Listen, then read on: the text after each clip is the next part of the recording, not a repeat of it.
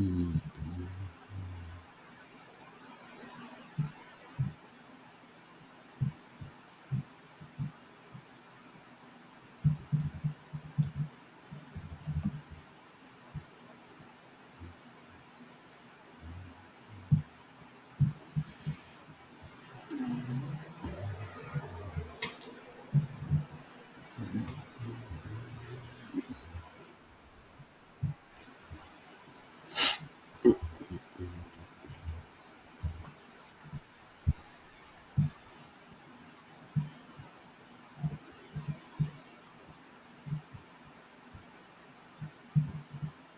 We are live on Rumble Studio. Good morning. Make sure we are coming through the right mic. Yes. We are live on YouTube, live on X, live on LinkedIn. Good morning. Good morning. Good morning. Facebook. We are waiting to see what's happening on Facebook. Let's see. Facebook is still loading. We're waiting for Facebook to finish loading. LinkedIn. We are on Instagram. We are on TikTok. Good morning. We are in here. Let's get into it with the most important news of the day, the most important topic that needs to be discussed. We all know what it is because this is one that affects everybody in some way, shape, or form, and everyone's going to probably have some form of opinion on this topic. So let's get into it and make sure we discuss it. What's going to happen here? Facebook is still giving me some issues, but we will get to it if and when we get to it. Whatever's going on over on Facebook. Good morning, everybody checking in on TikTok. And let me see what we got. Good morning, Coke and Pizza King. Good morning to you. Topic here today is Trump's reciprocal tariffs. We're going to talk about these reciprocal tariffs that President Donald Trump has announced. And I'm thinking most people assume he's going to institute most of these tariffs. He announced this on, I believe it was on Friday. I saw the video on Friday.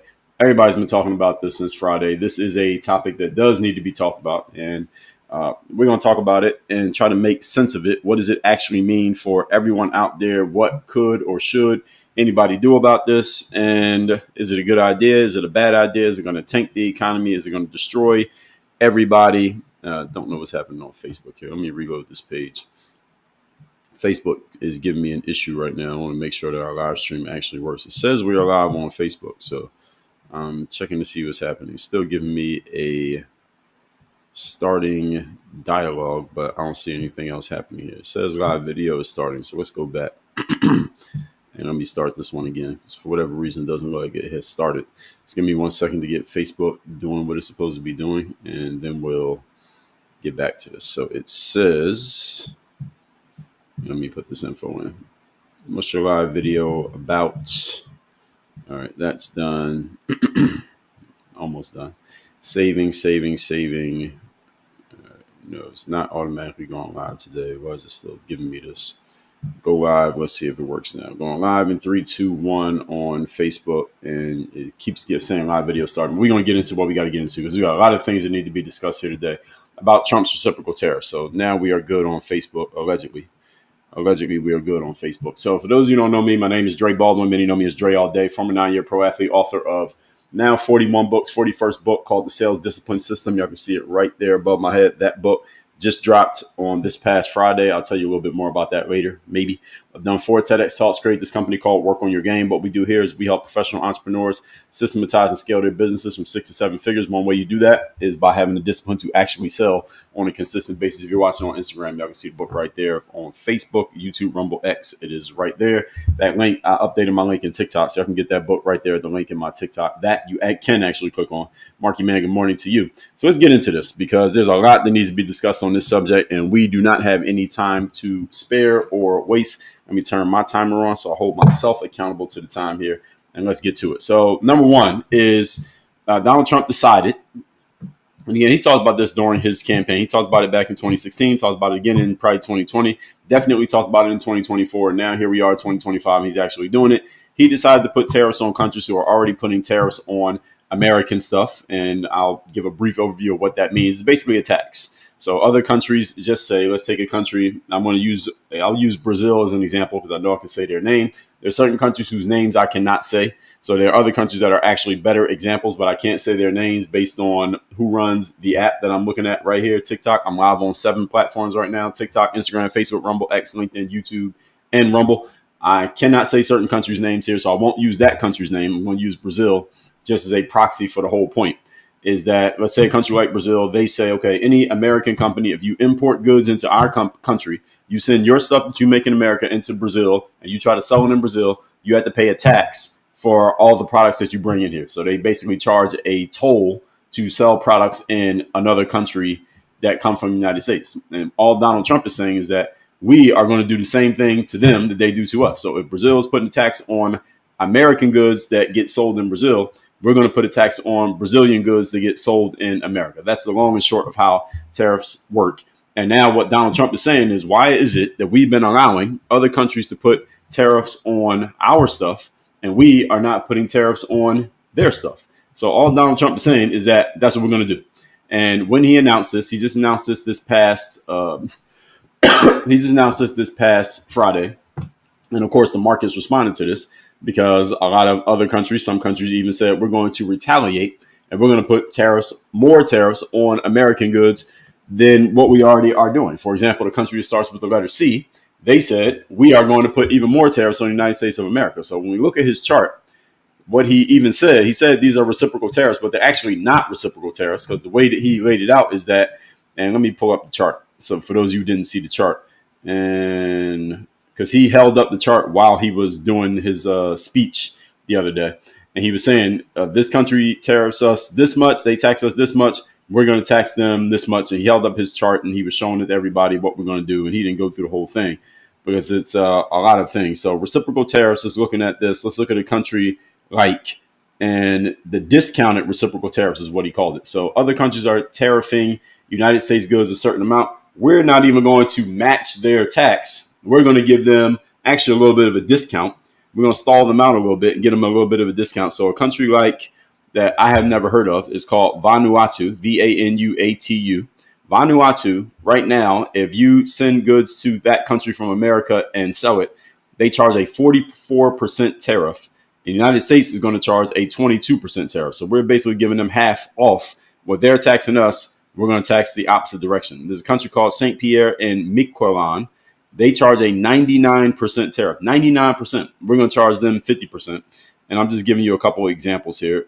Libya, 61%. We're going to tax 31%. So these are just some examples. And y'all can read the whole chart. Again, Donald Trump held the chart up when he was doing his presentation on Friday about all of this. And looking at the chart, as I just explained to you, we're not taxing other countries as much as many other countries are taxing us, based on what we import and what they import into us. Because not every country does the same amount of trade with America, and we don't do the same amount of trade with them.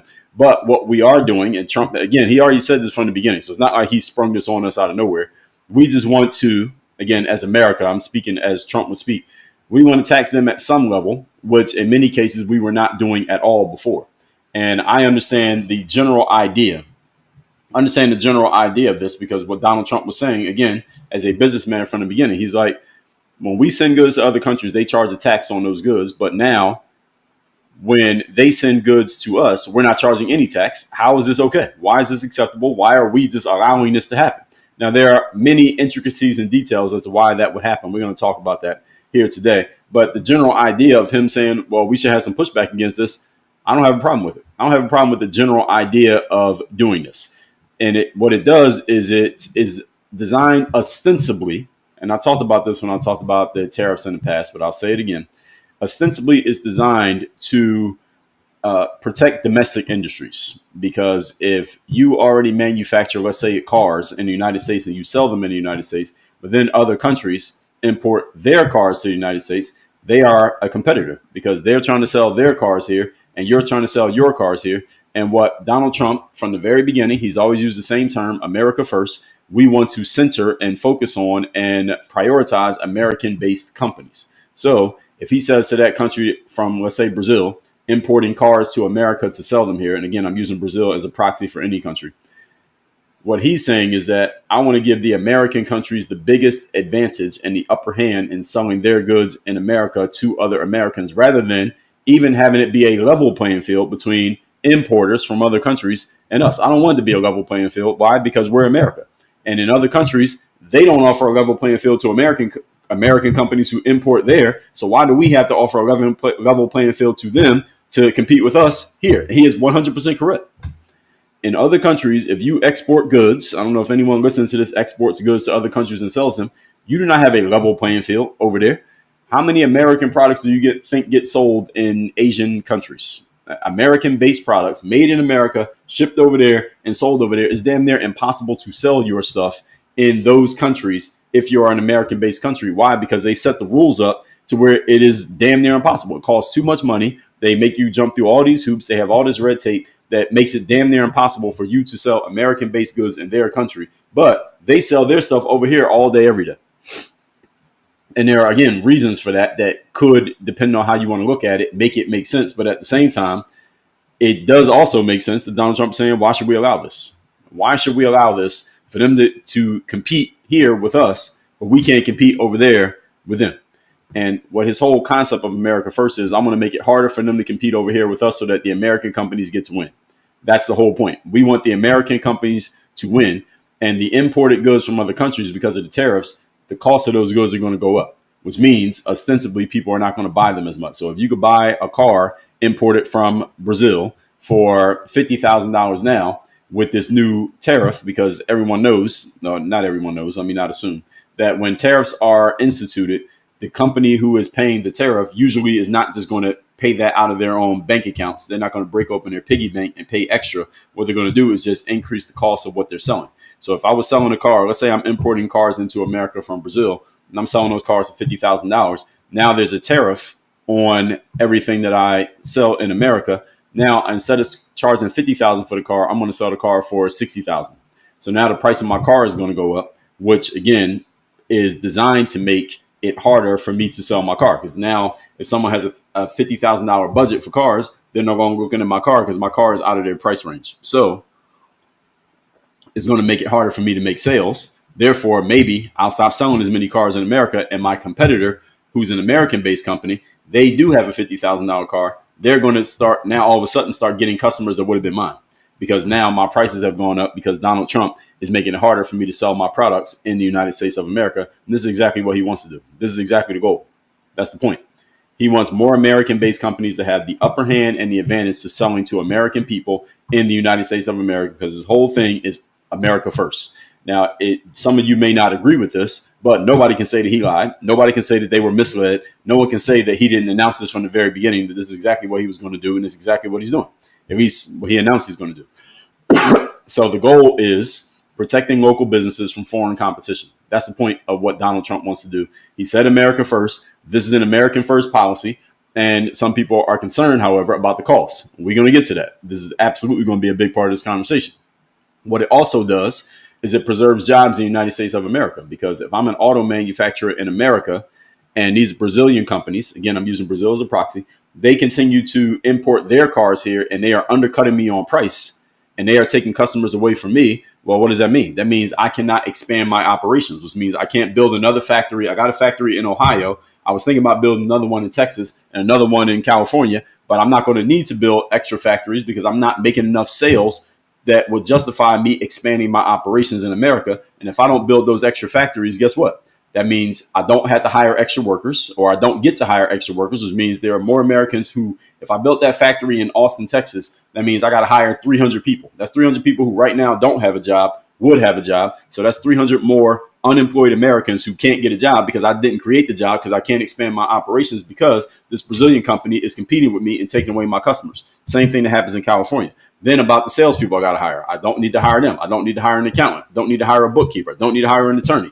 I don't need to hire a manufacturer. I don't need to hire any of these people because I can't expand my operations because this Brazilian company is importing their goods here and they are taking customers away from me, which takes opportunity away from not only me, but also from the people who I could potentially hire if I was able to expand my operations. This is the entire idea of what Donald Trump is doing when he says America first. I want to make it harder for other countries to compete, other countries' businesses to compete with our American businesses, and make it easier for American businesses to dominate. Therefore, they can expand operations, more business happening here in America, more employees get hired in America, more operations happen in America, more money is getting made being spent by American customers with American-based companies. All the money stays in the community of the United States. The government gets to take their cut of that money, and this helps America build itself up even more. That is the general idea of what Donald Trump is trying to do with these tariffs. And again, it is supposed to stifle and keep imported competition, i.e. Brazil, quote unquote, bringing their products into our country and competing with us. Now, one of the things somebody might say, well, what if Brazil has a good product? What if I actually am an American consumer? All of you are, if you're American, you're a consumer, you buy stuff. Why would I not want Brazil to import goods here? Because maybe I just like the Brazilian product more. Well, again, the general idea is that we want to build up American companies that maybe can beat the Brazilian company. If you don't have the Brazilian option to buy, then you're going to probably buy an American product. And if you buy American, there was a time 20, 30 years ago where people were proud to buy American. And companies would even announce, I'm an American-based company, and that's what you will buy, because people were proud to buy a product from a company that was manufacturing and building their products in the United States, bought in the USA or made in the USA. That used to be a thing. Companies were proud to announce that. This is right in the 90s and in the first decade of this century. If you were an American-made product, that was a big deal, and people would seek you out and buy from you just because you were American-made. Nowadays, what do we emphasize? We're emphasizing a company that is rainbow-made, y'all know what I mean, or a black-owned company, but it's not American-made. That doesn't seem to be as, people still say it, but it's not frontlined the way that it was 20 or 30 years ago. So Donald Trump is also trying to preserve jobs. I've already explained to you why the government wants there to be American jobs.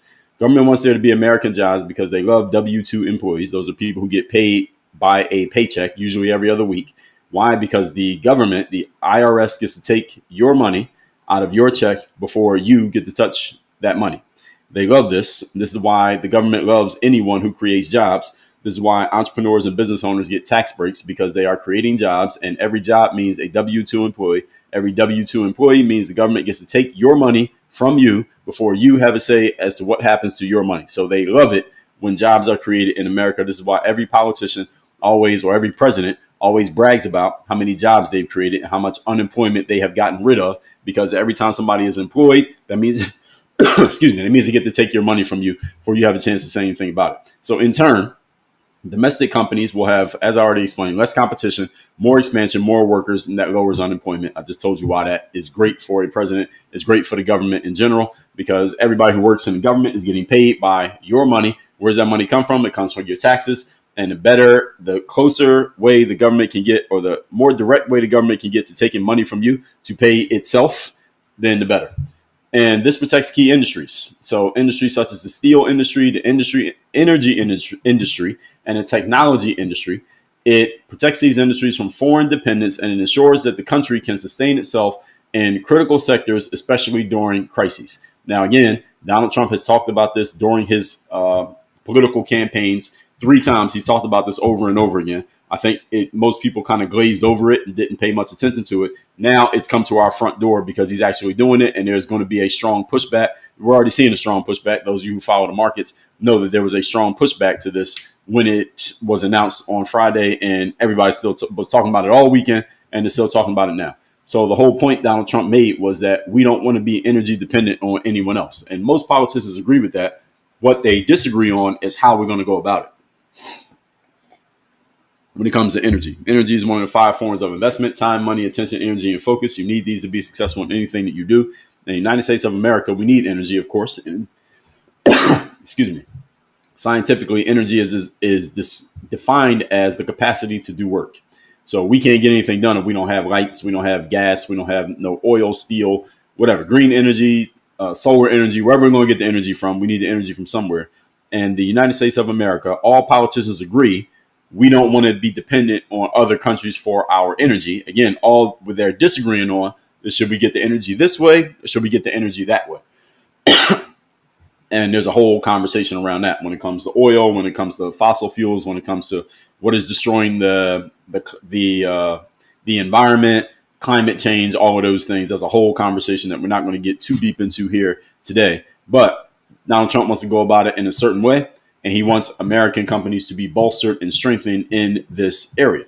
So he wants to encourage domestic production because, again, companies that are pushed to manufacture in the USA rather than outsourcing their production boosts the local economy through more manufacturing happening means more jobs, means more customers are buying in and buying from American-based companies. Of course, the taxing of the people who have the jobs, the lower unemployment rate, and this is all designed to, if it goes the way that it is planned to, this will bolster the economy because more people making money means more people spending money. We are a country of consumers. We're a country of buyers and sellers. So if you don't have a job right now and you have some money that you're holding on to, you're probably not going to spend most of your money because you don't know if and when you'll be able to replace that money. So you're holding on to what you have. But if you have a job and you have good money coming in consistently, you are more likely to spend money and buy things. Why? Because you know that you have a job, and every 2 weeks you're going to get more money. You know, there's another check coming in because you have a job. So people are more likely to spend money when they know that they're making money, when they're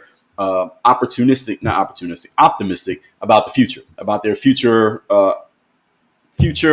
what's the word I'm looking for? Their future designs of making money. If you know the money's coming in every 2 weeks, then you're more likely to spend more money. And that every 2 weeks is when you have a guaranteed paycheck, quote unquote guaranteed, which comes from employment, which comes from a job. And that comes from entrepreneurs starting businesses, running businesses, and hiring workers that have jobs. So all of this bolsters the economy, because all the economy is, for those of you, all of you have heard the phrase, all the economy means, when people say the economy, all they mean is that people are selling things and people are buying it. That's it. That's the economy. When a whole bunch of people are selling, everybody's always selling stuff. But when a whole bunch of people are buying things, that means the economy is moving because money is exchanging hands. The economy just means the exchange of money from one entity to another entity. When that is going really well and a lot of people are just buying, and people are selling, that is called a strengthened economy. And that's when the economy goes up. Every company goes up. The stock market goes up. The Dow Jones goes up. The NASDAQ goes up. Everybody is happy. Everybody's all excited because money is moving. Money moves when people are optimistic about the present and they're optimistic about the future. When people stop spending money, i.e., they're not sure about the future, there's not money coming in other words, people don't have jobs, there is prices go up and maybe people don't want to spend because things cost a little bit more than they're willing to spend. And what happens is the transactions slow down. There are still transactions happening, but there are fewer transactions happening and people are holding on to their money because they're not sure what's going to happen in the future. And there's pessimism about the future. That's when we get an economic downturn. Some people call it a market slowdown or a market, some people want to call it a crash, if you want to call it that, or a recession or a depression. That's when money is not moving. It's not that money doesn't exist. It's just the money is not moving. And the movement of money is based on the mindset of the average American person. So the government cannot make money move. All the government can do, and the Federal Reserve Bank, which is not federal, there are no reserves and is not actually a bank. But what the Federal Reserve Bank and the government try to do is stimulate the economy. And the way you stimulate the economy is, well, there was a guaranteed way to stimulate the economy. They would always be doing it. They had to try different things because ultimately it comes down to the mindset of us, comes down to the mindset of the people. No matter what they do, it might not work. So they might try something that just doesn't work to stimulate the economy. Then they try something else. Maybe that doesn't work. And they try something else. Okay, that worked. Now that worked. But then the next time around, the same thing that worked last time won't work this time. So they had to keep trying different things. And when you're trying to influence 300 million people to feel a certain way, you can't always push the same button to get the same result because times change. People change. People respond to different things in different ways for different reasons at different times. So the government can't guarantee make something work. That's why it's an ongoing debate when it comes to politics and the government, who should do what and why should we do it. And you always got the people who look back after something worked and say, oh, it worked because this, and they might not even be right. Or they look back at something that didn't work and they say, well, it didn't work because this. And again, they might not even be right. But it's easy, as they say, hindsight is 20/20. So this is the whole situation that happens with the government. This is the reason why someone like myself will never want to work in the government, because no matter what you do, you got a bunch of people second guessing every action that you take. Half the people are going to be mad at you no matter what you do. And you're always getting criticized for whatever you did. Even if half the people liked it, the people who didn't like it are going to criticize you for it. And if you're coming out of the entrepreneurial space, you are limiting your income potential. So you're generally being underpaid for half the people to not appreciate what you did anyway. Why would anybody sign up for this job?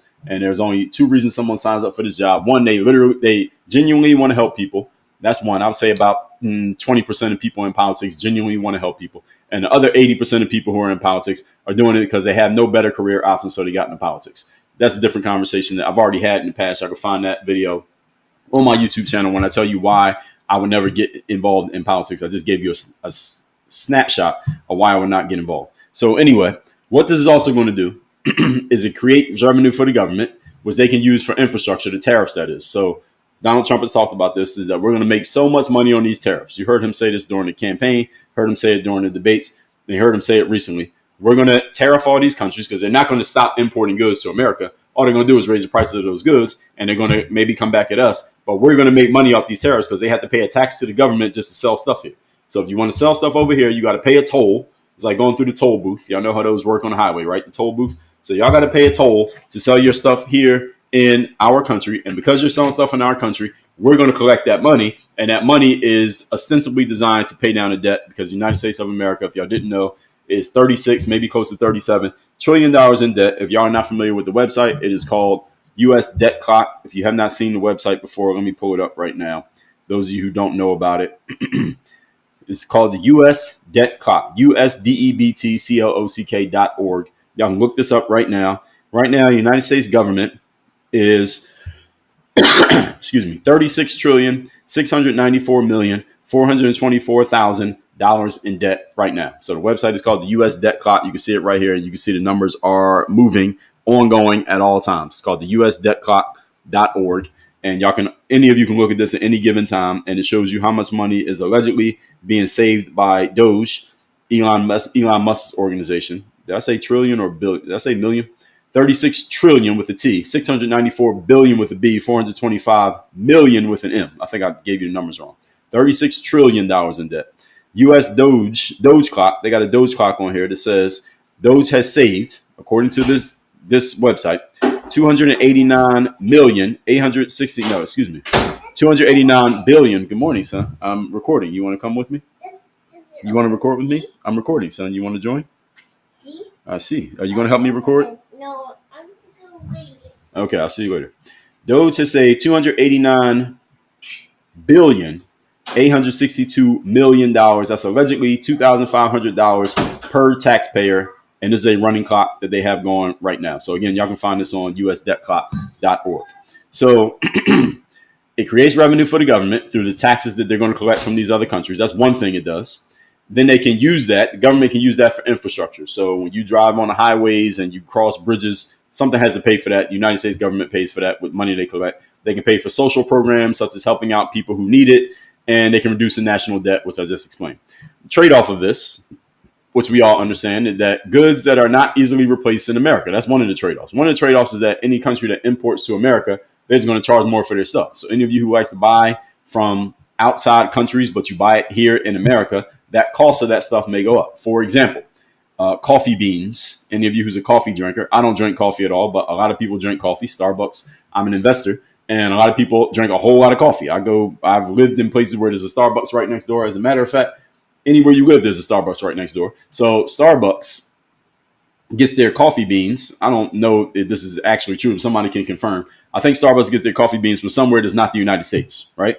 So let's just say that company or that organization, whoever sells the coffee beans to Starbucks, is going to start charging more for their coffee beans. And this is the alarm that all people are saying. Well, Starbucks is now, they're going to have to charge more for their beans. And now your coffee that used to be $8, which is still ridiculous to pay for coffee, but I don't drink coffee, so maybe I don't know what I'm talking about. Now your $8 coffee is going to be $12, or $12 coffee is going to be $30, whatever it's going to be, because these goods are not easily replaced in America, and the price is just going to go up. And what I think a lot of companies are going to do is raise their prices as a way of alarming American citizens. And then when the American citizens get alarmed, they're going to give so much blowback to, let's say, Donald Trump and his administration, that they reverse the tariffs, and then everything goes back to how it was 2 weeks ago. I think that's what companies are going. I think that's what they're going to do, raise their prices to get a response from the people. And then the people are going to respond to Trump. And then Trump is going to say, all right, let's take the tariffs back. I think that's what the companies are going to try. And I think that's what their strategy is going to be. Problem is, I don't think it's going to work. That's the problem. I think that's what they're going to do, but I don't think it's going to work. Why do I not think this is going to work? Because I think we all can agree, whether you like him or not, Donald Trump is not your normal politician. He does not respond politically the same way that most politicians respond to things. And I think Donald Trump is the worst politician of the last 30 years to try a bully tactic on. I think if you're going to take any president, we've seen this in the last 30 years, Bill Clinton, George W. Bush, Barack Obama, then it was Trump, and Joe Biden. That's all we've had in 30 years. Clinton, Bush, Obama, Biden, Trump. We have 5 people in the last 30 years. I think he's the worst one to try a bully tactic on. And I think that's what these countries are going to do. They're going to try the bully tactic, which is we're going to raise prices crazy. That's number one. Other countries are going to raise the prices on their goods that they import here to alarm the citizens, because the citizens are going to get mad and say something to Trump. We already saw that. Y'all saw the protests that's happened this weekend. Any of you went to one of those protests? So the protests, so it's going to be stuff like that. That's one thing they're going to try to do. Then they're going to offer even more tariffs on American imports, even though they're already tariffing America more than what we tariff them. They're going to increase their tariffs that are already higher than ours, which doesn't quite make sense, but they're going to do that. The second thing they're going to do. Then their leaders, you're going to see this happen this week. This is what's going to happen this week. A bunch of leaders from these other countries are going to come and give speeches, and they're going to get on social media, and they're going to talk real tough about why Donald Trump's a bully and why Donald Trump's wrong, and how Donald Trump is going to hurt the American citizen. He's going to crash the American market. He's going to crash the world market with these retaliatory tariffs that he's doing. You're going to see all 3 of these things happen in the next week. They're going to announce increased prices. These other countries are going to do this. They're going to announce increased prices. They're going to increase tariffs on American imports into their countries. And you're going to see their leaders give speeches and get on social media and talk tough about how Donald Trump is wrong and Donald Trump is bad and how he's hurting the American citizens and how everything he's doing is wrong. All this is going to happen in the next 5 days. You're going to see all this happen between Monday and Friday, guaranteed. And some of them are actually, in some ways, when it comes to increasing their prices and costs, people are going to feel this. In some ways, they are telling the truth. I don't know how long it's going to take for these prices to actually go up. Any of you seen the price actually go up since Friday? It depends on how people are selling things. And again, there are some goods that are not easily replaced in America. So what's actually going to happen here? I'll tell you what I think is really going to happen. What I think is really going to happen is that these countries are going to make all this noise. The same thing they do every time Donald Trump announces something. They're going to make all this noise about how Donald Trump's a bad guy. And everybody's going to talk shit about him for about 4 days. We're on day number, let's say it started on Friday. So let's say Saturday. So we don't even count Saturday and Sunday. All week, people are going to be talking about shit about Donald Trump. Let's just say business days. He's going to get all this negative talk about him all week. And then what's going to happen is these countries that he's tariffing on a very quiet level, because Donald Trump doesn't do too much I told you so's. He's not that type of guy. He doesn't really do that much. Did y'all see Kamala giving a speech and she said, I hate to say I told you so, and she did her little Kamala giggle. Donald Trump doesn't do too many I told you so's, but many of the things he said was going to happen. He did it. And then after he did it, he doesn't really gloat about it. He just moves on to the next thing.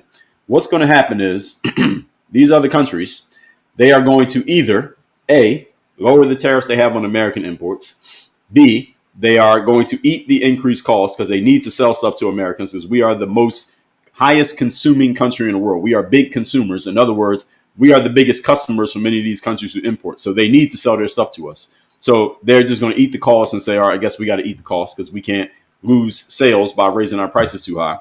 Third, they're going to reach out to President Trump on the low. This is not going to be on social media. This won't be in front of the cameras. They're going to reach out to President Trump and say, hey, we're from Brazil. We import goods to America. President Trump, what do we need to do to make this work and get on your right side again, get on your good side again so we can continue doing business in a pleasurable and calm and peaceful way with the United States of America? They're not going to announce that part. See, what they're going to do all the tough talk on the internet where all y'all can see it, so y'all get excited to be anti-Trump.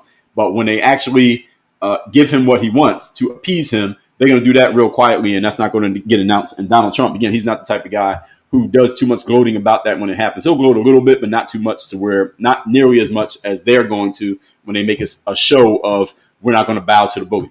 All right, they're all going to frame it this way. Now, the trade-offs of all of this, in the meantime, between now and then, and these are the things you're going to hear about on social media all week, is that they're going to be higher prices for consumers. Oh, your coffee, instead of being $7 a day, now your coffee is going to be $12, and whatever else you're paying for, all these things are going to cost more money. Gas prices are going to go up. Eggs prices are going to go up. Everything you buy is going to cost a whole lot more money. You're going to hear this all week. All right, that one you already heard over the weekend. So all of you probably already heard that one, right? Because you may still want the imported goods, and the companies in America can't replace it, and they don't want to eat the cost, so they're just going to raise the prices. So that one you already heard about. Then there's going to be other countries who claim they're going to retaliate with tariffs on American imports. There are countries who have already done this. The C country, that is the home country of the app that I'm looking at right now, TikTok. They announced a retaliatory increase in tariffs when they already have higher tariffs than we put on them. They already had way higher tariffs to import to them than they have to import to us. They already announced a retaliation tariff, which again doesn't quite add up, but they did it already. So you're going to hear about that, retaliating tariffs. you may see, or this is what you're going to be told, the fear mongering is going to be, you're going to have fewer choices and lower quality when it comes to the goods that you buy. So any of you, most of the time I don't think about it, but some of you may think about it actively, that every time you buy a product, certain products that you like to buy, they are made in other countries. They are imported here. So if those countries stop importing their goods here, or they raise their prices, either you got to spend more money out of your pocket, or you just don't have the same options. You just have worse options because you have worse quality and fewer choices, because the imported good may be the only option, and it may be the best option and or the best option.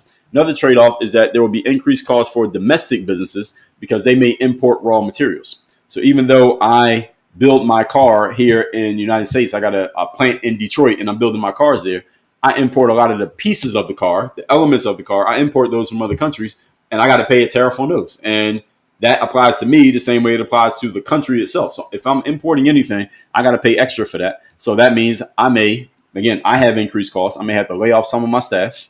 So that's fewer American jobs. I may increase the cost, which means maybe fewer sales, or I'm hurting my customers because I'm making them pay the increased costs that were imposed on me. And again, people are going to bellyache and complain about this. Another trade-off is that there may be job losses, as I already said. There may be any kind of export industry.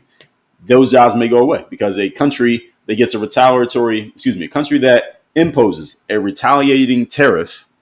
Now, as an American company, let's just say, using the example here, go back to our Brazil example. Let's say I import my goods from America to Brazil. I build my product in Miami, and then I ship it off to Brazil, and I make a whole bunch of sales in Brazil. But Brazil now is mad that Donald Trump put this tariff on them, or increased tariff, retaliating tariff, reciprocal tariff is what he called it. They're going to retaliate by putting a tariff on any American importer. So now I had to pay more money to import my goods to Brazil and sell them.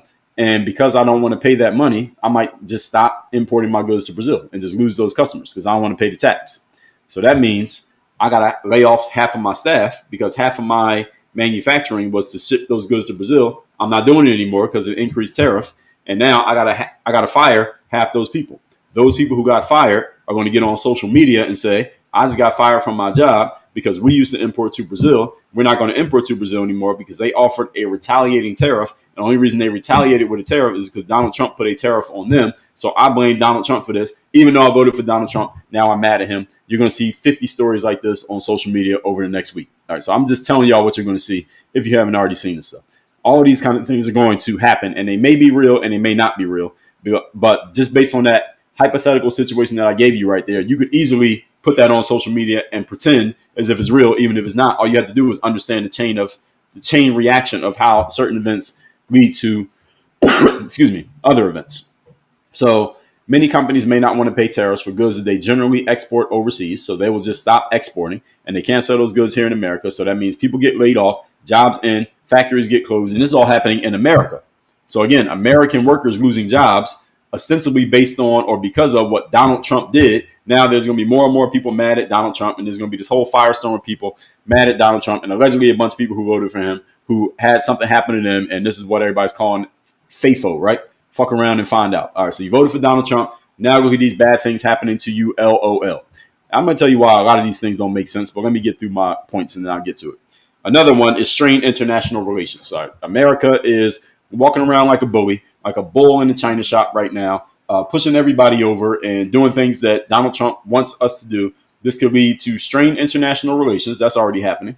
Possible trade wars and economic instabilities, long-term disputes, and weaker diplomatic relationships. So, all that said, now that I told you all the doomsday forecast, that if you haven't heard already, just spend some time on social media. If you have time, I'm going to tell you why all of these, I'm going to tell you the counterpoint to all of these. Not even necessarily that they're wrong. There's a counterpoint to every single one of these. So goods that are not easily replaced in America, what everyone needs to understand is that these same goods, let's just say the coffee beans that come from wherever they come from, they need to sell those coffee beans to the United States of America because we drink all the damn coffee. So if you're a country and you're importing goods to the USA, you're mad that Donald Trump put this tariff on you, which means it's going to cost you more money. There's only so much you can increase that cost to the consumers, or you got to find the supply and demand curve, because first of all, of economics is supply and demand. So you have to decide if we raise our prices. So instead of charging So instead of that coffee ended up being $8, now it's going to be $11. Well, can we really afford to raise our coffee price to $11 and still make the profit that we want to make? Because we're going to lose some customers, but there are some customers also who are so addicted to coffee, it doesn't matter how much the coffee costs, they're going to buy it anyway. So you have to find the sweet spot in the supply and demand curve to where you hit the right point. Because if you raise the price too high, you're going to fall short. And if you keep the price where it is, then you're falling short financially, or you can fall short on your customers. So they have to figure this out. So there's this complex game that you have to play when it comes to economics. And it's not as cut and dry and black and white as some people try to make it sound. There's a whole lot of things you have to balance out and figure out what makes sense and what doesn't. And when you're dealing with hundreds and thousands of people, then again, it's not an exact science, because you have to see how people respond to everything that you do. So these countries and these companies who are importing from other countries into the United States of America, on some level, they must capitulate to what America has imposed on them, because they are making a lot of their sales in America. They can't just give up all their customers, because all their customers are here, or a majority of their customers are here. They would have to shut down their whole business. So this is one of the trade-offs of doing business with an organization that you don't fully control, is that sometimes they're going to set rules upon you that you kind of had to deal with. This is just what it is. It's kind of like having a job. And sometimes the boss changes the rules on you. You used to work from home. Now the boss says everybody got to come into the office 3 days a week. You don't want to come to the office, but you want to keep your job, so you got to do what the boss says or you're fired. All right? Everyone understands how that works. All right? Everyone here has ever had a job in their life. You have had the boss tell you to do something that you didn't want to do. And if you're importing your goods to America, America is the boss. And sometimes you got to deal with what the boss tells you to do. This is just how it works. Next. Higher prices for consumers, because you still want the imported goods, and companies are not going to eat those costs. Well, that means you just got to come out of your pocket and spend more money. All right. Welcome to the economy. This is just how it works. Sometimes you just got to spend more money and come out of your pocket to buy the things that you want to buy. This happens at times. All of you have had something that you continually pay for simply just costs more money.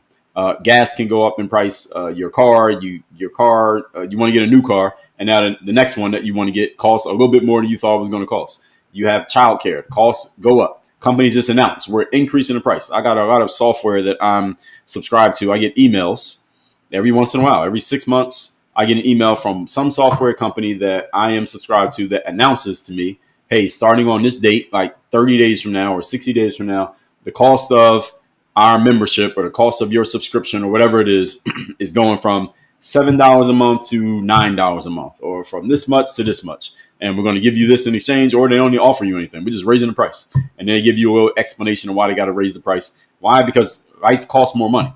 Why does life cost more money? I did a whole live on this several months ago, and then I did it again a few weeks ago, talking about the increased cost of life. And cost of life goes up because the Federal Reserve Bank, which again is not part of the federal government, there are no reserves and is not actually a bank, they print money. And when they print money, that increases the circulation of dollars in the economy. And because our dollars are not based on anything real, it's fiat currency, is not backed by gold, that money is only backed by the belief that we have in the value of it. Therefore, the more money they put out into circulation, the less value that dollar has. In other words, if you have $1 million in cash and you hid it under your mattress right now today, this time next year, April 7, 2026, your $1 million will have less buying power next year than it has this year. Why? Because the value of the dollar is continually dropping. And this is the reason why, if you listen to anyone who talks about finance all the time, one of the first rules of finance is pay yourself first.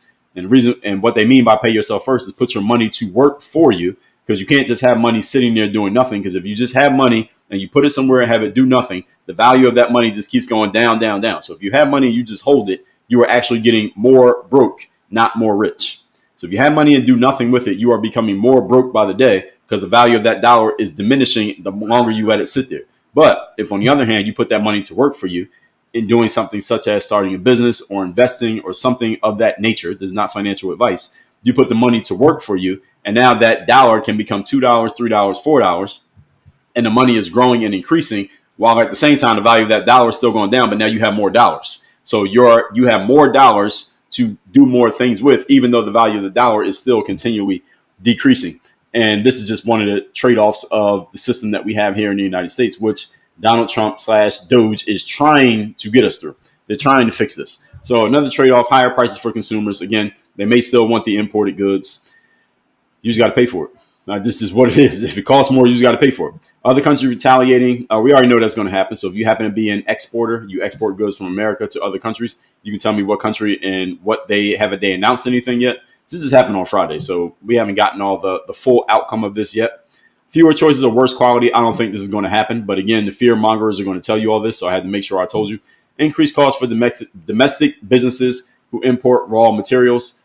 They are going to announce this. This one's going to happen. This one might happen very quickly. It depends on when they actually implement these tariffs. And again, what happens on the front of the scene versus what happens behind the scenes. So I already told y'all what happens. Y'all seen this already. As long as Trump has been around, anyone who is calling themselves, quote unquote, standing up to Donald Trump, they make this big show of standing up to him, and they go get on social media and they give their speeches and they put out press releases about all the things they are not going to do that Donald Trump says to do. And then after everybody gets all excited about that, then they call him quietly on the side and they actually do exactly what he told them they had to do. This happens over and over again. And this is the reason why everyone who has said, we're going to do this and we're going to do that, none of them actually follow through on it. Everybody gets excited about the headline, but then what actually happens, everyone's already moved on to the next story. And strained international relations. This is one that I've always tried to wrestle with. Why does it matter that we have strained international relations with some country that doesn't really have the power to do anything to or for us in the first place? Yeah, maybe they can import some goods, but we do a lot more for them than they do for us. There's only two countries in the world. One of them starts with the letter C. The other one starts with the letter R that has the power to actually do anything to or for us that could really do damage to the United States of America or help us if we really needed it. There's only two countries, the letter R and the letter C. Every other country in the world, we can help them. We know what we can do for them. What can they do for us? What can they do for us? Now, again, they can import some goods. Maybe they have something that can only be gotten there and we can't even get it here in the United States of America. Cool. But we can do a lot more for them than, again, they can do for us. And we often, as Donald Trump has often said, we are overpaying these other countries, even though we provide a lot more in the relationship than they are. This is an imbalanced relationship. And I have no problem with him trying to balance this out. What is going to happen? Here's what I predict is going to happen. And most people, if you listen to what most people are saying, they're saying there's going to be a market crash, and everything's going to go down, and Donald Trump's going to cause a recession, et cetera, et cetera, et cetera. A couple of things about this. Number one, let's just say that happens. All right, let's just say that happens. Donald Trump can't be elected again. He's already had 2 terms. That's it. He's not going to have a 3rd term. That's not going to happen. All right, so he can't be elected again. So people just going around and kind of claiming this moral victory of, well, hey, we said he was going to mess up the economy, and here he is messing up the economy again. What exactly do you gain? Because he's gone after this. He has no election to run for next. So, again, people are just collecting these hollow victories that don't mean anything if it actually happens. It hasn't happened yet, but we'll see if it happens. Another thing is, when it comes to these increased costs and this alleged recession, downturn, et cetera, what most people don't understand and what you have to understand is the third law of economics is opportunity cost. Everything has a cost. Nothing is free. Everything has a trade-off. There are no perfect scenarios. If Americans are serious about America getting out of debt and getting out of this increasing national debt, which is at, again, close to $37 trillion, then at some point we have to make some type of wholesale change to our approach. And this is what Elon Musk came in and did. Do you see how people responded to Elon Musk and what he was doing? Do y'all see that? Elon Musk was coming in to try and fix the issue of us being in national debt by saving money that was getting used in ways that was very inefficient. Again, it was called Department of Government Efficiency. He was trying to fix the inefficiency. Do you see the kind of reaction he got when he started to actually do it? See, it sounds good when you're talking about it. And when someone starts to actually implement the change necessary to get the change to occur, all of a sudden people start pushing back. Now, this is the law of inertia. The law of inertia states an object in motion remains in motion, or object not in motion tends to remain not in motion until unless acted upon by an outside force, commonly known as momentum or stagnation. That's what inertia is, momentum or stagnation. So when Elon Musk came in and started creating momentum by breaking the stagnation, everyone pushed back against him.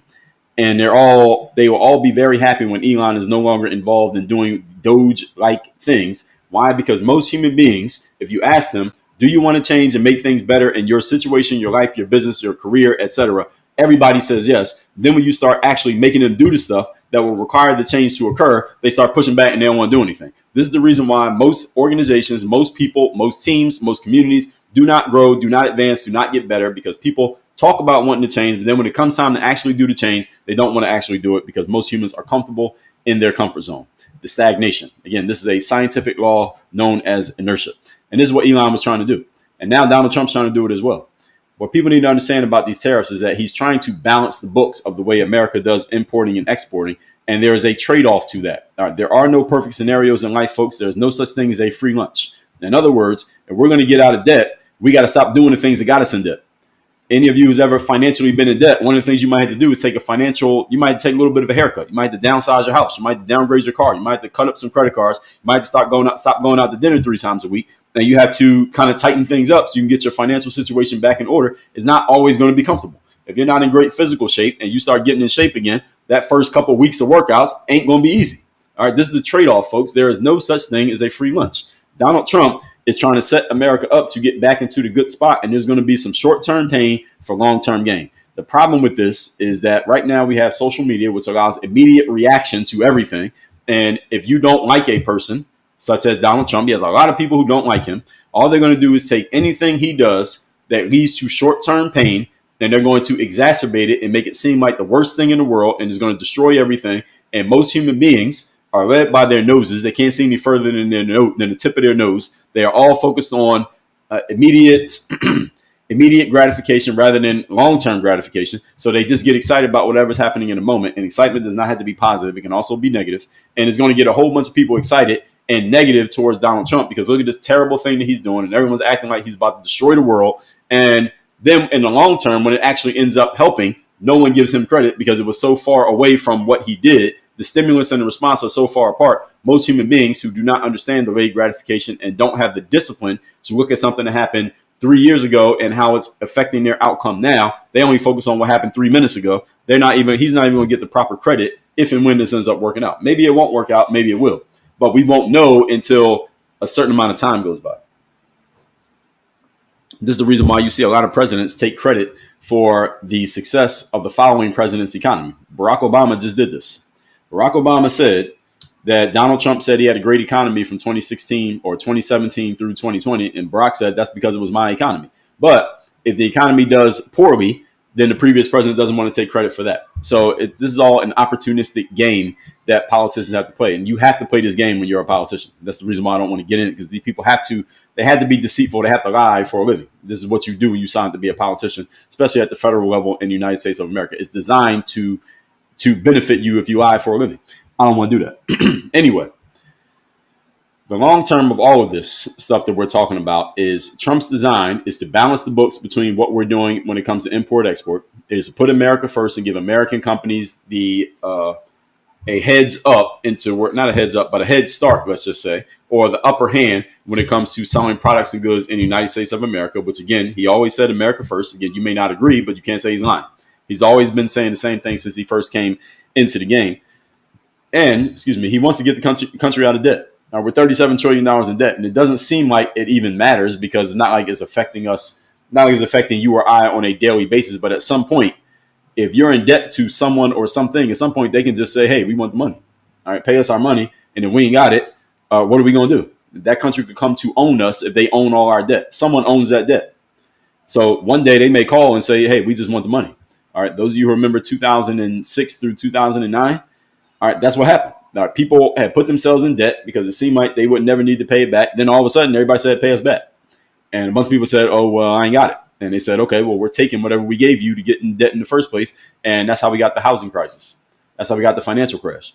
So that can happen to this country. And a lot of Americans, I warn Americans about American arrogance, is thinking that it can't happen and thinking that just because we have traditionally been the world's #1 economic power, that means we're always going to stay that way. Not necessarily. Not when you are $36 trillion in debt. Not when you're $36 trillion in debt, according to the U.S. debt clock. You think you can just stay in power and just let this just continue as it is? Not really. And what Donald Trump is trying to do is actually address it. Once again, when he first got into politics, he said, this is what I want to do. I want to help the country out by fixing these problems that we have. And now that he's actually trying to fix them, everybody's pushing back. Everybody just laughed and joked it off when he was saying he was going to do this. Now he's actually doing it. Now look at it. Look at the pushback that he's getting. All that said, folks, let's have some conversation. I think some people have some stuff to say about some of the things that I've said here. I'm trying to decide if I should run to the restroom right now or if I can hold it till I get through all these questions. I think I should run to the restroom. So everybody give me 90 seconds. Let me go to the restroom real quick. After these messages, we're going to get into the commentary and the questions on this topic of Trump's Retaliatory or not? What do you call it? Reciprocal. Reciprocal tariffs. Give me 90 seconds. I'll be right back. Everybody sit tight.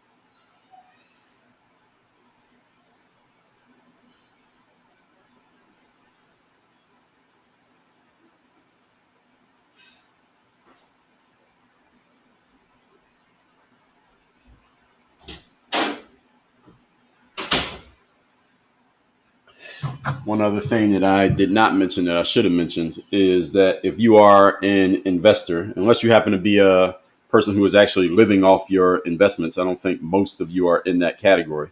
Unless you happen to be living off your investments, it's a great time to buy because this happened on Friday. The market immediately responded to this, where y'all saw the Dow was down just that day. I don't know why people. Oh, actually, I do know why people do this. People just put the 1 day downturn of the Dow Jones, the stock market, and say, "Oh, it's down 2,000 points. Oh my God!" But if you zoom out to the last 5 years, it's normal. It's up.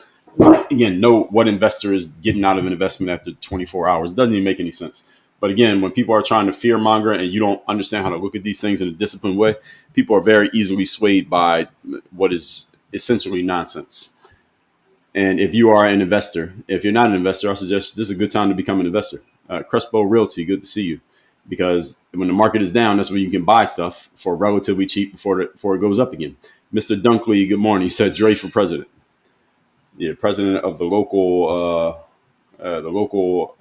community, not president of America. I ain't doing it. All right, let's see what we got here in the comments. I'm on TikTok looking at the comments. Cinegirl said selling books. Well, yeah, I do sell books, but I mentioned one at the beginning of this live, but I'm not doing this live to sell books. Not billable said you're explaining that they're going to raise the price in the strangest way. Well, we'll see if they raise the price. It hasn't actually happened yet. Again, a lot of what politicians do is political theater. Trump as well. Trump is included in this. It's political theater to get people swayed in thinking a certain way, and it's all designed to influence and persuade the other people to do certain things the way he wants them to go. Trump is a master at this. He's been doing it ever since he got into politics. Plant said market's open in 45 minutes, incoming bloodbath. We'll see. If there's a bloodbath, that's actually good for a disciplined long-term investor, because if you like a certain stock or a certain company, you should buy as much of it as possible. So then when everything goes back up, which it traditionally has, if you look at the S&P 500 over the last 100 years, it is traditionally going up 8 to 10% every single year. All you got to do is go buy stuff. This is a perfect time to go buy stuff. Stuff is on sale, go buy it. And then just hold it, and the value is going to go back up, and you'll make money. Or your value of your investment will increase. So let's not call it making money, because unless you sell it, you don't actually make any money. User says it's going to be a bloodbath.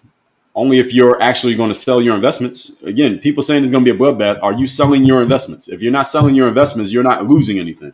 So if I own $1,000 of Apple stock, keep it simple, and Apple stock price goes down to, let's say it goes down by half. So now my $1,000 investment is now only worth $500. Did I lose $500? The answer is no, I did not, because I didn't sell the stock. You only lose or make money when you actually sell. And this is when people talk about net worths and values. They're talking about paper worth. It's not actual money. So when you hear that someone's net worth is XYZ, that doesn't mean that they have that much money in the bank. That doesn't mean if you kidnap their kid and you say, hey, the ransom is, we heard your net worth is $3 billion. Hey, give us $3 billion to get your kid out of being kidnapped. They don't have $3 billion. That's paper assets. It's not actual money. So any of you who's an investor, if your investments go down significantly today because of what Donald Trump did, as long as you don't sell your investments, you did not actually lose money. The problem is most people do not have this kind of discipline. So they get all excited, like Chicken Little. The sky is falling down because an apple fell off a tree and hit you on the head. You think it's the sky falling down. So then you go and panic and do something stupid that in the long term is a bad idea. Let's see. Good to be Joanne said, goods go up, but our pay doesn't. Well, welcome to life. That's always been happening. That didn't happen because what Donald Trump announced on Friday. Good to be Joanne. That's been happening. Plant said, it's amazing how confidently you spout BS. That's funny. I'll take that as a compliment. But what are you disagreeing with? If you disagree with something that I said, tell me what you disagree with. Don't be passive aggressive here. I respect direct aggression. Kingsley said, we have lost allies that we've had for 60 years. We'll never get back there with the C country now. Like who? Who are you talking about? CD Visual said, we need to keep Trump in 2028. I think there would be an uprising and a civil war if he actually tried to run in 2028. So I get what you're saying, but I hope not. Not Billable said, I thought the host was more independent than this. What do you are you disagreeing with something that I said? So let me say this now. I'm reading the comments from the very top. So if you're leaving a comment right now, I'm not going to see it till I get to the bottom.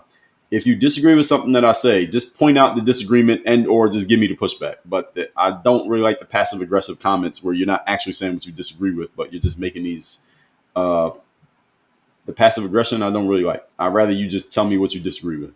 If you actually have something you disagree with. Christopher said, tariffs are so terrible. Why is other country now trying to raise their tariffs? Yes, very good point, Christopher. Thank you for bringing that up. Plant said, you have an MBA, not an economics degree. How you know what I got? How you know I even went to college? And having a degree in something does not mean that you really understand it. You understand something when you've actually done it as a real life professional, not because you went to school. Getting a degree in a subject does not mean you know the subject. It means you studied a bunch of books and you passed the test. It does not mean you have any true real life knowledge. Geeks R Us says, a higher income individual with my popcorn game and point, he's not wrong. All right, well, there you go. So there, a higher income individual just told me that I got this right. The only Coop says, the excuse you are making are hilarious. Before you were crying about inflation, now is this. I was crying about inflation? I think you had me confused with someone else. No, I wasn't. What excuse? I don't really offer excuses. I think you may have left this comment in the wrong live stream. Traditional all day. Good morning. Thank you.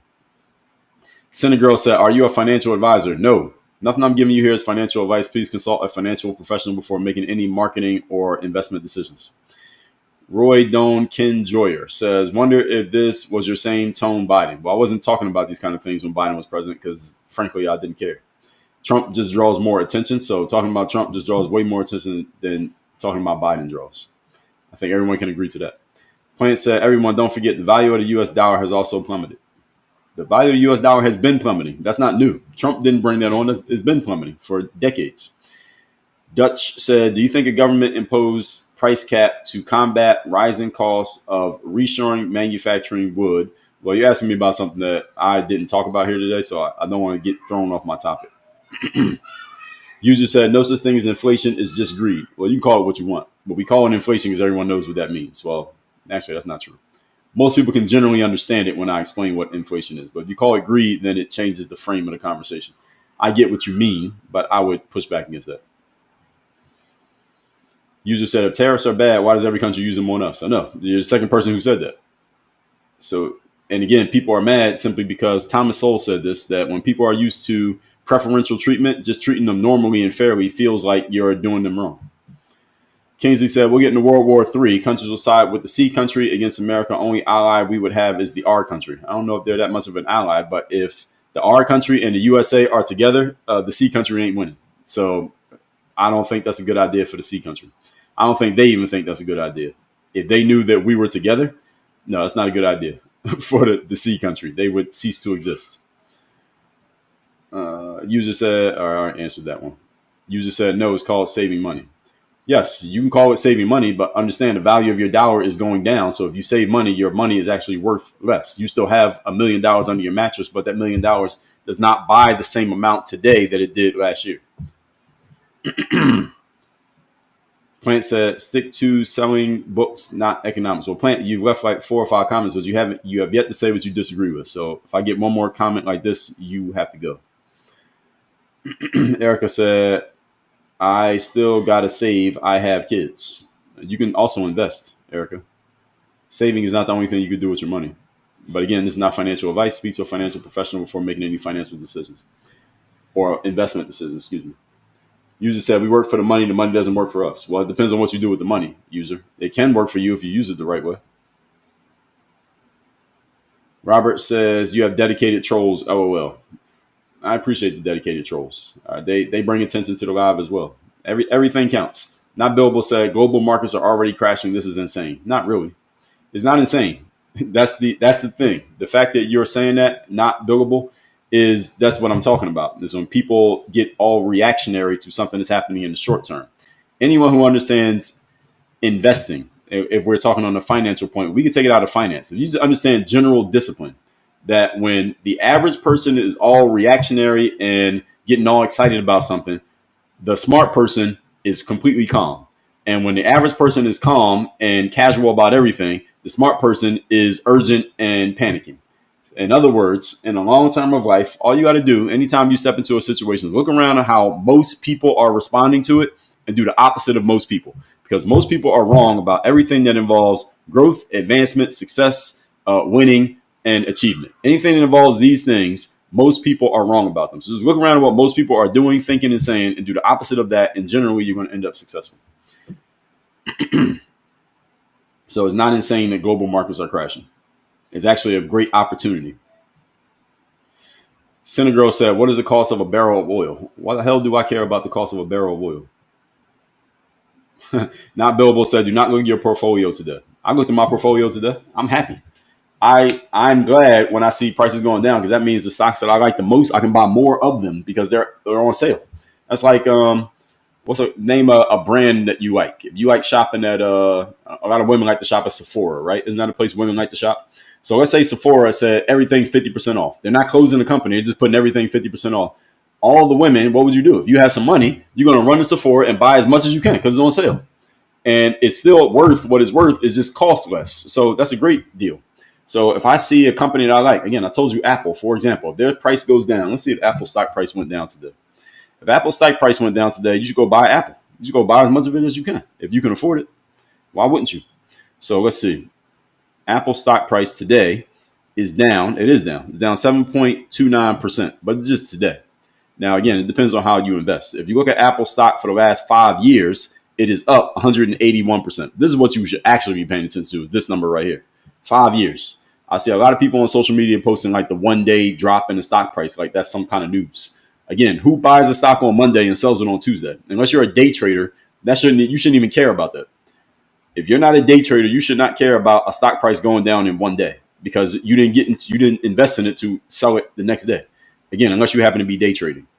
Now, looking at Apple, so far this year, Apple is generally down. But in the last year, this year is what? And we're in the 4th month. In the last year, Apple was up 11.83% right there. So if you bought some Apple stock last year, it is still going up 11% since last year. You bought Apple stock 5 years ago, you're up 181% right there. And if you bought Apple stock when it first came out, your stock is up. As you can see here, if you bought it when it first came out in 1981, your stock is up 210,000%. 122,000%, 210. I don't even know how you even say that. 122,000%. Let's just say that. The point is, when you invest in things, investment is a long-term game. It's not a short-term game. So everyone getting all excited about what happened on Friday and Monday means nothing. Let's see. Yeah, Geeks R Us. I can't say the name of that country. Erica Farrow, thank you for the gifted badge. User said, what have they done for us? It's a great question. Same thing Trump been asking. Cheeto said, are you sure? Stop stealing our resources. What are you talking about? Who's our? Who are you talking about? Keat Z Hill said, tariffs. We were repeatedly told tariffs wouldn't lead to higher prices. By who? Who told you that? Zach said, 4 years of losing my retirement if pressure isn't applied. Okay, possible. Depending on your age, Zach. How old are you? Kingsley said, Massa is the only thing that matters to Black MAGA. America on fire doesn't matter to them. Well, what you saying that here for? I'm not MAGA. And anyway, what you're using here is a ad hominem saying that Black MAGA only cares about Massa. I see a lot of people saying things like this, that if a Black person happens to support Republican, then they are kind of like putting themselves as a slave looking up to the white slave master. Well, what's the difference if you're a Black person who supports the Democratic Party? All right, Democrats ain't no Black-owned organization. I don't understand this framing that people have been using, that if you're a black and you support anything conservative, MAGA, or Republican, then you are the one who's sucking up the white people. But if you're a Democrat, what does that mean? That means just proof that you're black. The Democrats are not a black-owned organization. I don't understand this framing and how it makes any sense whatsoever. So Kingsley, can you please explain this? Democrats are not a black-owned organization. They have some black faces, but they're not black-owned. So please explain your framing here. Geeks R Us said he tried, in theory he failed. Zach said by cutting Social Security. Well, they didn't do that. Trish said Trump plays golf while the economy crashes. A lot of people try to say that, but every president plays golf. It's just when Trump plays golf is news. When the other presidents play golf, nobody talks about it. Every president plays golf. Girl said the stock market only affects the upper class, so Musk is losing money. That's not true. Stock market affects anyone who's invested in the stock market. Girl, what are you talking about? And Elon Musk is not losing money. If you own stock, you're not losing money or gaining money. You only lose or gain money when you actually sell the stock or you buy the stock. If you buy something and the value of it goes up, you did not make any money. If you buy a house for $100,000 and the value of that house goes up to $300,000, you did not make $200,000. The value of your house went up by $200,000, and technically, you can say that your net worth increased by $200,000. But do you have $200,000 in cash? No, you don't. The value of your house, your paper worth went up by $200,000. But could you give me $200,000 in cash right now? No, you can't, because that would require you selling your house, and you might not be able to liquidate the house in one day. And then even if you do, now you ain't got a fucking house to live in. Now you're homeless. So this whole concept, a lot of people don't understand this, and they say it, but it doesn't make any sense. Elon Musk's value, what is Elon Musk allegedly worth? $300 billion? Does he have $300 billion in a bank account? Can he call up Bank of America and it says your current statement or your, what do they say? Your checking account is at $300 billion. No, he does not have $300 billion in cash. Birdie Renee said, how did I end up on the wrong side of TikTok? Because this is where you belong, Birdie. All right. The universe said that you belong here today. So you're on the right side of TikTok. Geeks R Us said, if Elon was serious about this, we would have seen some real results. Not when you're dealing with billions of dollars, trillions of dollars, and 300 million people. Geeks R Us, the response, the outcome is not that quick. You're asking for an immediate gratification. 3 months? When you're talking $37 trillion, that took how many decades to get there? So it took X number of decades for us to get $37 trillion in debt. But because Elon didn't produce a quote unquote result in 3 months, that means he didn't do his job? Are you serious? It's like if somebody's 60 years old and they haven't exercised since they were in college 40 years ago. They've been eating bacon and watching Amazon and eating ice cream for 40 years. Then they hire a personal trainer. And after 3 weeks with the personal trainer, they fire the trainer because they're like, hey, Mr. Personal Trainer, I haven't gotten any results yet. Mofo, you ain't do shit for 40 years. And now you trying to ask for a result in 3 weeks? Are you joking? So how are people saying, Geeks R Us, your comment doesn't quite make sense? JR said, first you have to understand what an organization does. Which one are we talking about? Trish said, Elon hasn't done anything except fire people. It's not stagnant. It's someone who doesn't care. I would disagree with that. Elon hasn't done anything. Elon has found a whole lot of money that was being spent inefficiently. He posted it on the internet, Trish. If you go on X, there's an account on X called Doge, D-O-G-E. And even when Elon is gone from there, Doge is still running. He's just not doing it anymore. It's called Department of Government Efficiency. You can see it right here. It's a social media account called Doge. And they're literally posting every time they do something. They're telling you exactly what they're doing. They got 4.8 million followers. And they're looking for help from the general public to help them find inefficiencies. So if you know about any, let them know. So here's what they say 2 days ago. This is what Doge said on, I believe this is on Saturday. Yeah, Saturday. Well, it was late Friday night. This is what they said.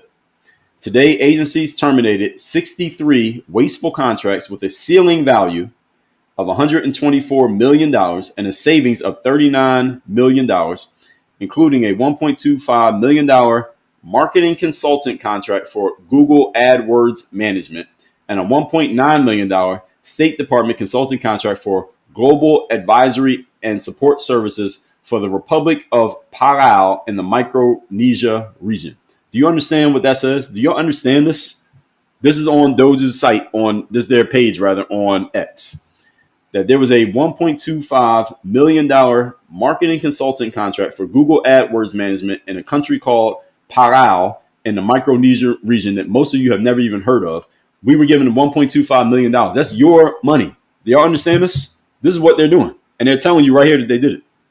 And there's another one, $1.9 million for global advisory and support services in the Republic of Palau in the Micronesia region. That's your money, folks. That's your tax dollars. This is not just some random thing. This is your money that's going to these places. And they're pointing it out, getting rid of it, and announcing that they did it. How are you saying he's not doing anything when they're showing their work? See, this is what you do in the business world. You got to show your work. You got to post your receipts. He's posting his receipts.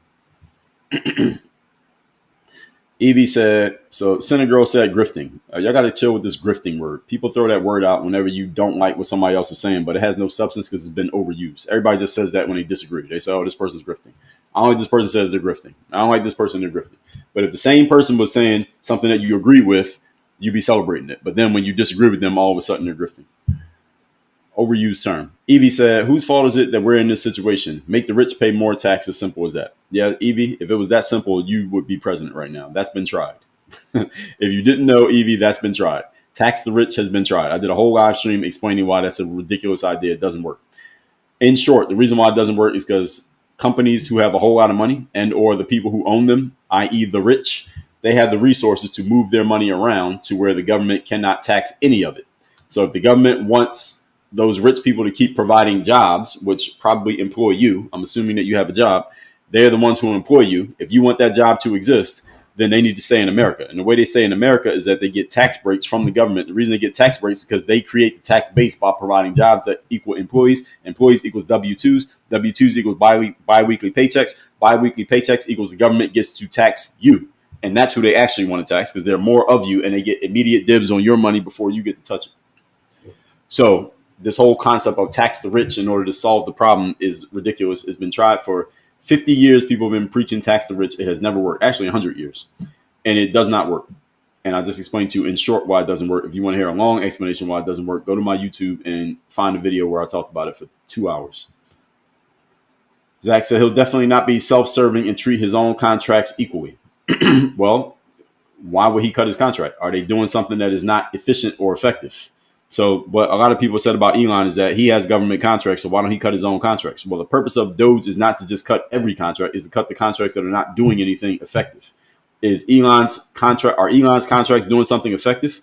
Well, he has this company called Tesla. Those are very popular vehicles, and they are the leaders in electric vehicles, and a lot of people like electric vehicles. As a matter of fact, a lot of people on the political left, citizens who are on the political left, love electric vehicles. They're very popular vehicles. I don't like electric vehicles, but I can't deny that Tesla is a very popular car. I see it everywhere.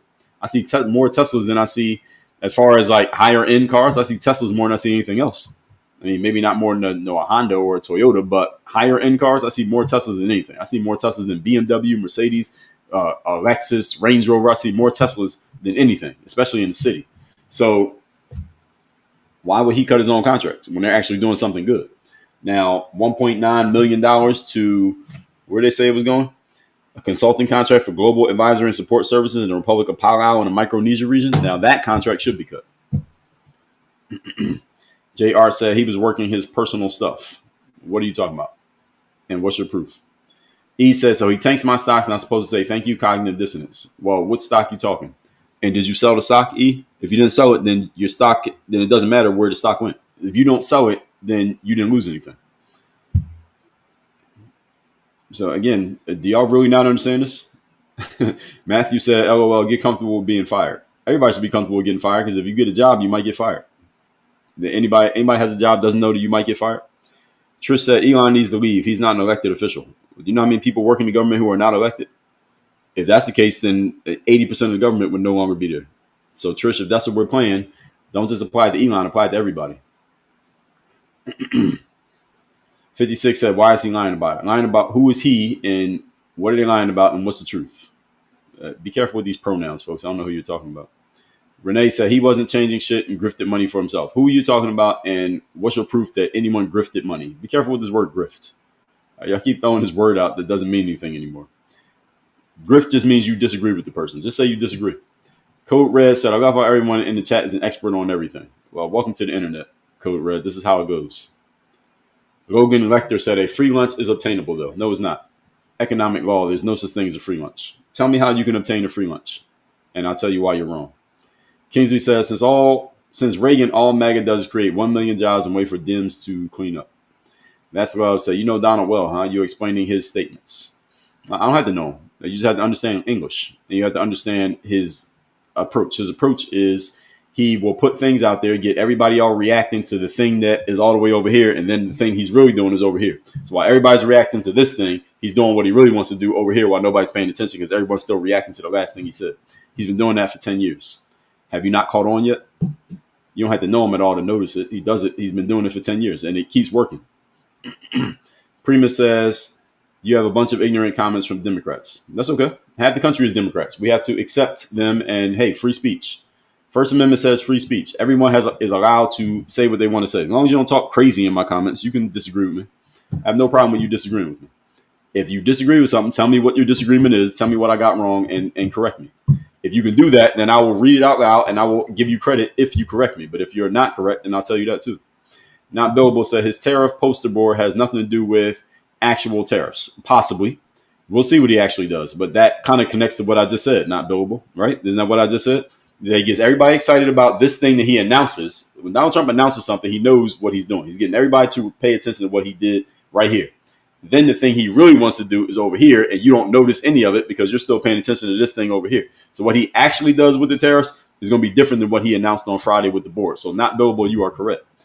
And the part that he actually does, nobody's going to know about it because nobody's paying attention. And when I say nobody, I mean that directionally. Matthew said, I remember that when I can't afford my lunch. Well, Matthew, I don't think you're going to get there. I don't think that's going to happen. Geeks R Us says, this convo got real simple, real quick, and we're getting funny. Well, that's what happens when I start reading comments. Trish said, how much money do you make? You're not hurting, regular people are. How are you hurting, Trish? How much money do I make? I can afford your lunch and I can pay, who is that? I can pay for Matthew's lunch. Matthew, you ever in Miami, I'll buy you lunch. All right, just in case you can't afford it. That's how much money I make. Trish, I'll buy you lunch too. So Trish and Matthew, Trish Flanagan and Matthew Taylor, I'm inviting both of you to lunch. All right, when you're in Miami, let me know. Or anywhere in South Florida, let me know. I'll pay for both of your lunches. All right. So Trish, since you're hurting. All right. How are you hurting, Trish? Tell me how you're hurting. Logan said, how is immediate reactions bad? I didn't say it was bad. I say people react immediately. As a matter of fact, Logan Lecter, I like when people react immediately because you know what I do when people react immediately? I go make content about the thing they're reacting about, and I draw a bunch of attention to myself. So this is part of the economy. Trump does something. Trump does something, step number one. Everybody reacts, step number two. I go make content about it and draw attention to myself, step number three. So I appreciate immediate reactions. What I'm telling you is that even though you may have a response immediately, I'm responding by doing this live stream, you should not react immediately. There's a difference. A response has a space in between the stimulus and what you do. A reaction has no space. So if someone does something, you immediately do something, that's a reaction. Someone does something, you think, then you do something, that's called a response. A response is generally more reasoned than a reaction. Generally. And there are times in life when you should react. Like if you're about to get hit by a car, you should react and get out the way. But there are also times in life when you should respond. Somebody says something crazy to you, you don't have to react by slapping them. Maybe you can think about it, tell them something that's a little bit more reasoned and rational and not lose your job or get arrested for battery. Immediate reactions are bad if your reaction is based on what happened in the moment, such as financially. You probably don't want to react. When it comes to long-term investing, you shouldn't be reacting. You can look at what's happening and you can make an adjustment as necessary. And maybe there is something you do in the moment. But again, I'm not giving you financial advice. I say if you're a long-term investor and you think a company's going to be around 50 years from now, you don't need to do anything based on what Donald Trump said on Friday. That's what I'm saying. Even if your favorite company's stock went down by 30% since Friday, you don't have to do anything. It's going to go back up. Again, look at the long term of the stock market. Let me let ChatGPT tell you so I can give you an exact number. Over the last 100 years, what has been the response of the S&P 500 and overall stock market in the United States of America? So this is ChatGPT. They say, they got to think on this one. Usually they give me a quick response, but it might be a lot of people using it right now. As a matter of fact, a bunch of people on ChatGPT right now asking if they should keep their stocks. So that's why it's slow right now. AEV says short-term pain. Some of us are close to retirement. Yes, I understand. Some of you are close to retirement. So here's what it says. Over the last 100 years, the S&P 500 and the overall U.S. stock market. You already know this. Despite, listen, short-term volatility caused by wars, recession, political turmoil, and other crises. Okay, we've been here before, folks. We've seen this movie before. Even if you are not that old, I wasn't around for a lot of. I was around for the Gulf War, and I was around for what was the other thing we had? 9/11 and the stock crash of the market crash 2006 2008. Long-term growth. S&P has returned an average, listen, average of 10 to 11% annually, including dividends, since 1926. Okay, so it's been nearly 100 years, 10 to 11% every year on average. Again, if you're not about to take your money out, you have nothing to react to. That means if you invested $1,000 in 1926, it'd be worth millions of dollars today, assuming you reinvested all your dividends. Everybody heard that? $1,000 today, or $1,000 in 1926, 100 years ago, will be worth millions of dollars today, assuming you reinvested all your dividends. In other words, put 1,000 in, keep the money there, do nothing, take all your dividends and put it right back in. You have millions of dollars today. Great Depression, bear market, 1929, 1932. The stock market fell 90% in the Great Depression. 90% stock market crash in the Great Depression was lasted from 29 to 32. It took decades to recover. Again, depends on your long-term strategy. 1970s, you had stagflation, low returns. The dot-com bust 2000 to 2002, stock market lost 49% from its peak. The financial crisis from 07 to 09, stock market dropped 50%, but recovered within a few years. Folks, technology has increased. The changes happen quickly now. So it took decades at the Great Depression. We're not about to go through the Great Depression, and the recovery is going to be a lot faster than before. COVID in 2020. Those of you were around 5 years ago, if you were an investor then, stock market fell 34% in 1 month, which is around this month right now, about 5 years ago to the date, and it recovered within 6 months. Within 6 months. So you know what you should have did when the stock market fell 34% in 1 month? You should have bought a whole bunch of stocks of the same companies you already own and just increase your position. So then when it goes back up, you have quote unquote made money. It's on paper, but you made money. If you buy when it's low and the stock goes up and it stays high, then now you got more money. So inflation adjusted growth, even adjusting for inflation, S&P has returned 67% annually. So everybody understand this? For those of you who don't understand, now you understand. Hopefully. And you should go read some books on this stuff. Don't just go off of what I just read off ChatGPT. Go get some books on it. There are people who talk about this stuff all day, every day. I'm not one of those people. But I can give you a snapshot of what I'm saying. Animal said this man is correct. Thank you. Matthew said, please block me. No, just leave. Matthew, if you want to be blocked, just leave. But I will buy you lunch, Matthew. That offer is still on the table. Not Billable said, host is in the cult. I had no idea. Not Billable, you don't believe that. Let's see. Kingsley said, Dems create 50 million jobs compared to MAGA creating 1 million and crashing the country every time. I don't know about all that. Stell Kitty says, stop listening to this non-economist. Oh, yeah? Is that who you listen to? You listen to economists? So Stell Kitty, let me ask you a question. You logged on to TikTok today to go find an economist talking in TikTok live streams. Is that was your strategy? Your strategy today was get on TikTok to find an economist to listen to? And you ended up here? That doesn't make sense to me, Stell Kitty, that you came on TikTok looking for an economist and you ended up in my comments. Jennifer says, a lot of people in here can't handle the truth you are speaking. They can handle it. Some of these people are just cosplaying. You never know what's going on in the comments, Jennifer. Most of these people, you don't know who they are. The internet creates anonymity, so people can just say the ridiculous stuff that they don't say in their regular lives. They say it on the internet. This is all entertainment. Trish says, short term is 6 weeks. According to who? Phil said, this guy, he should talk to Kamala and speak the weird word salads with each other, please.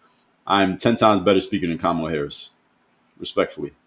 Logan said, how do you feel about your people being oppressed by the same person you're glazing? Really? That's all you got? Logan, all this time you've been listening to me talk, that's the best comment you can come up with?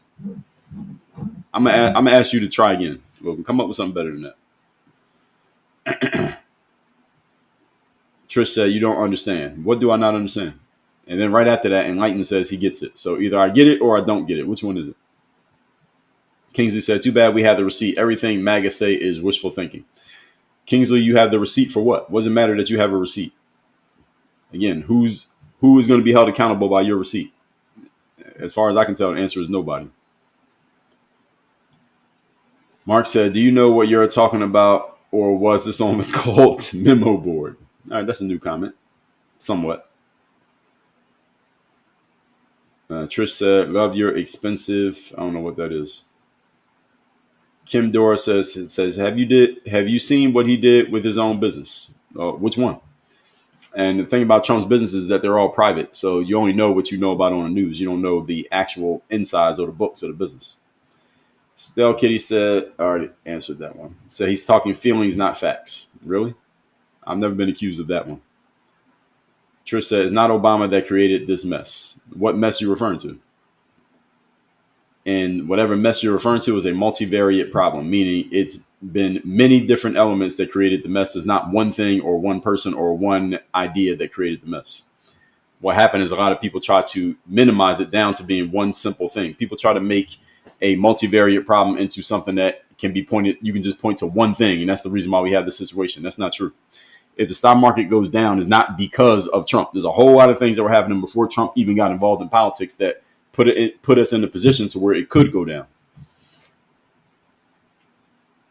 Not Billable says the host wearing colored contacts. No, I don't wear colored contacts.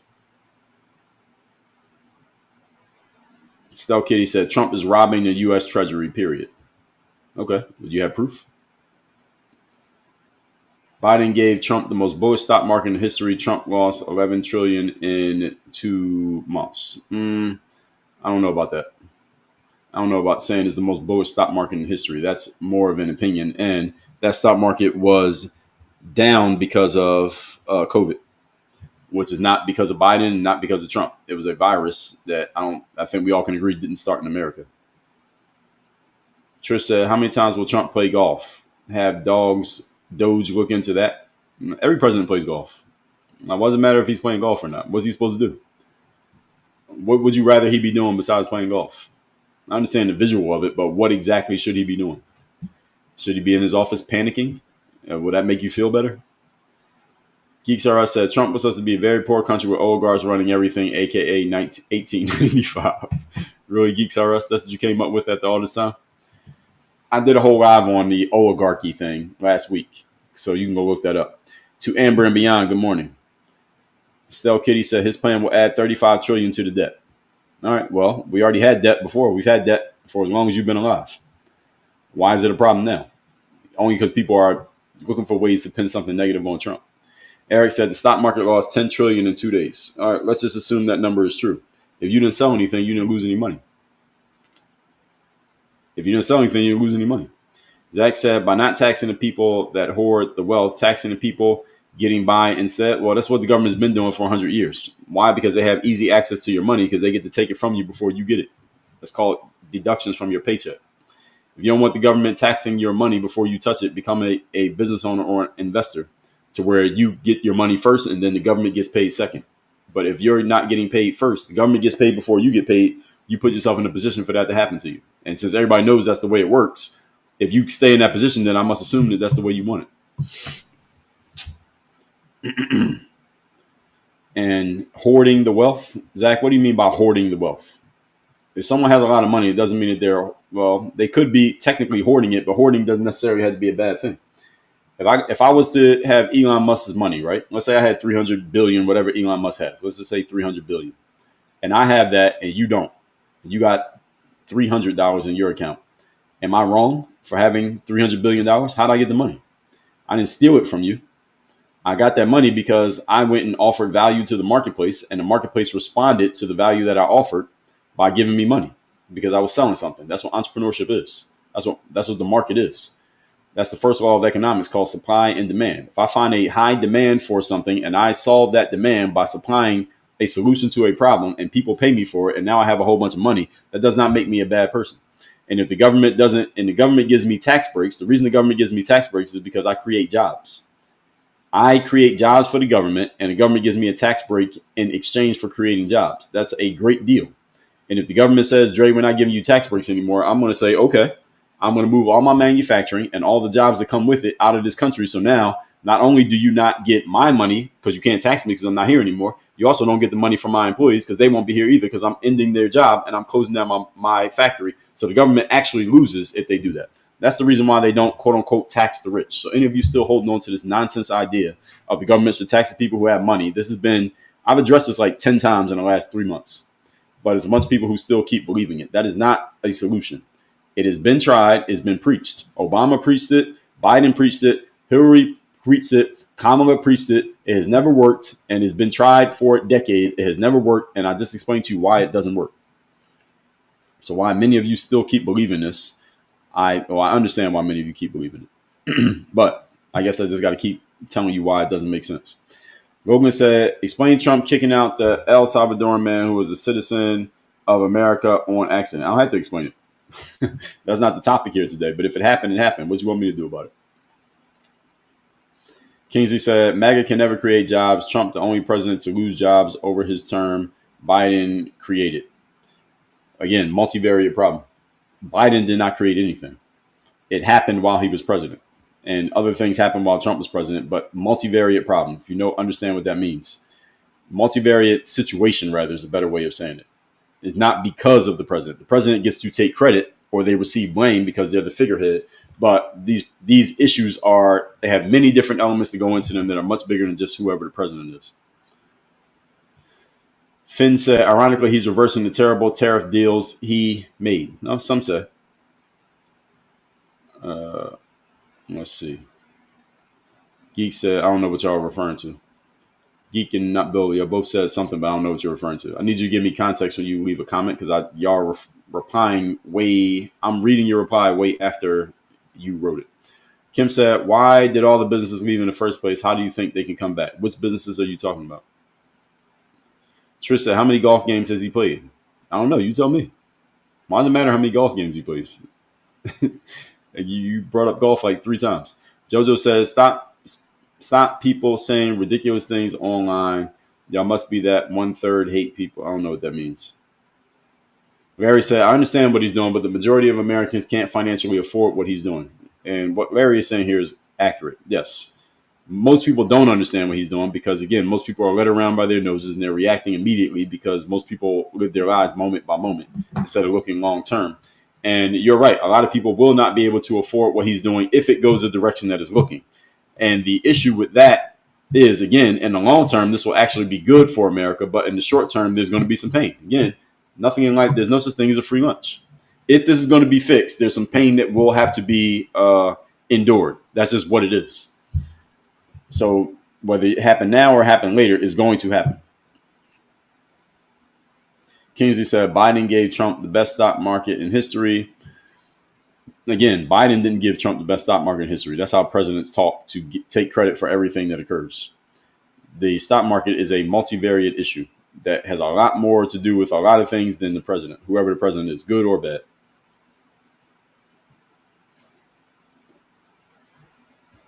Geeks R Us said, I think this man's take on this is flat out wrong. Opinions can be wrong. No, they can't.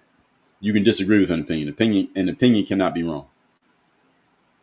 Not Bilbo said they are not reciprocal tariffs. I thought the host was well read. Not Bilbo, that's literally what he called it. He called it a reciprocal tariff. So I'm using that as a proper noun, not a description.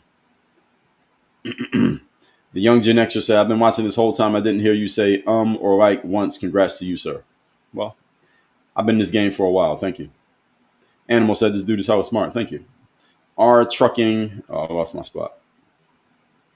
All right, that means I'm getting close to getting caught up on all the comments here if I can find where I was. There's a lot of comments here today, which is a good thing. All right, I guess I'm not as close as I thought I was. I got to scroll all the way back up. I'm still looking. Actually, all right, I'm not as close as I thought I was. All right, R Trucking says, small business been marketed out years. Everything is moved overseas and no tariffs to sell back. Okay. Lauren said they only went up so high when Trump won. Tesla is down a lot, but overall is not that bad yet. Overall, Tesla is very, very, very up.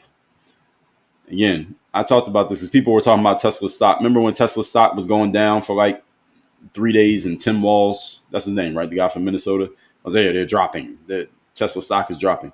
Today, Tesla stock is down 10%.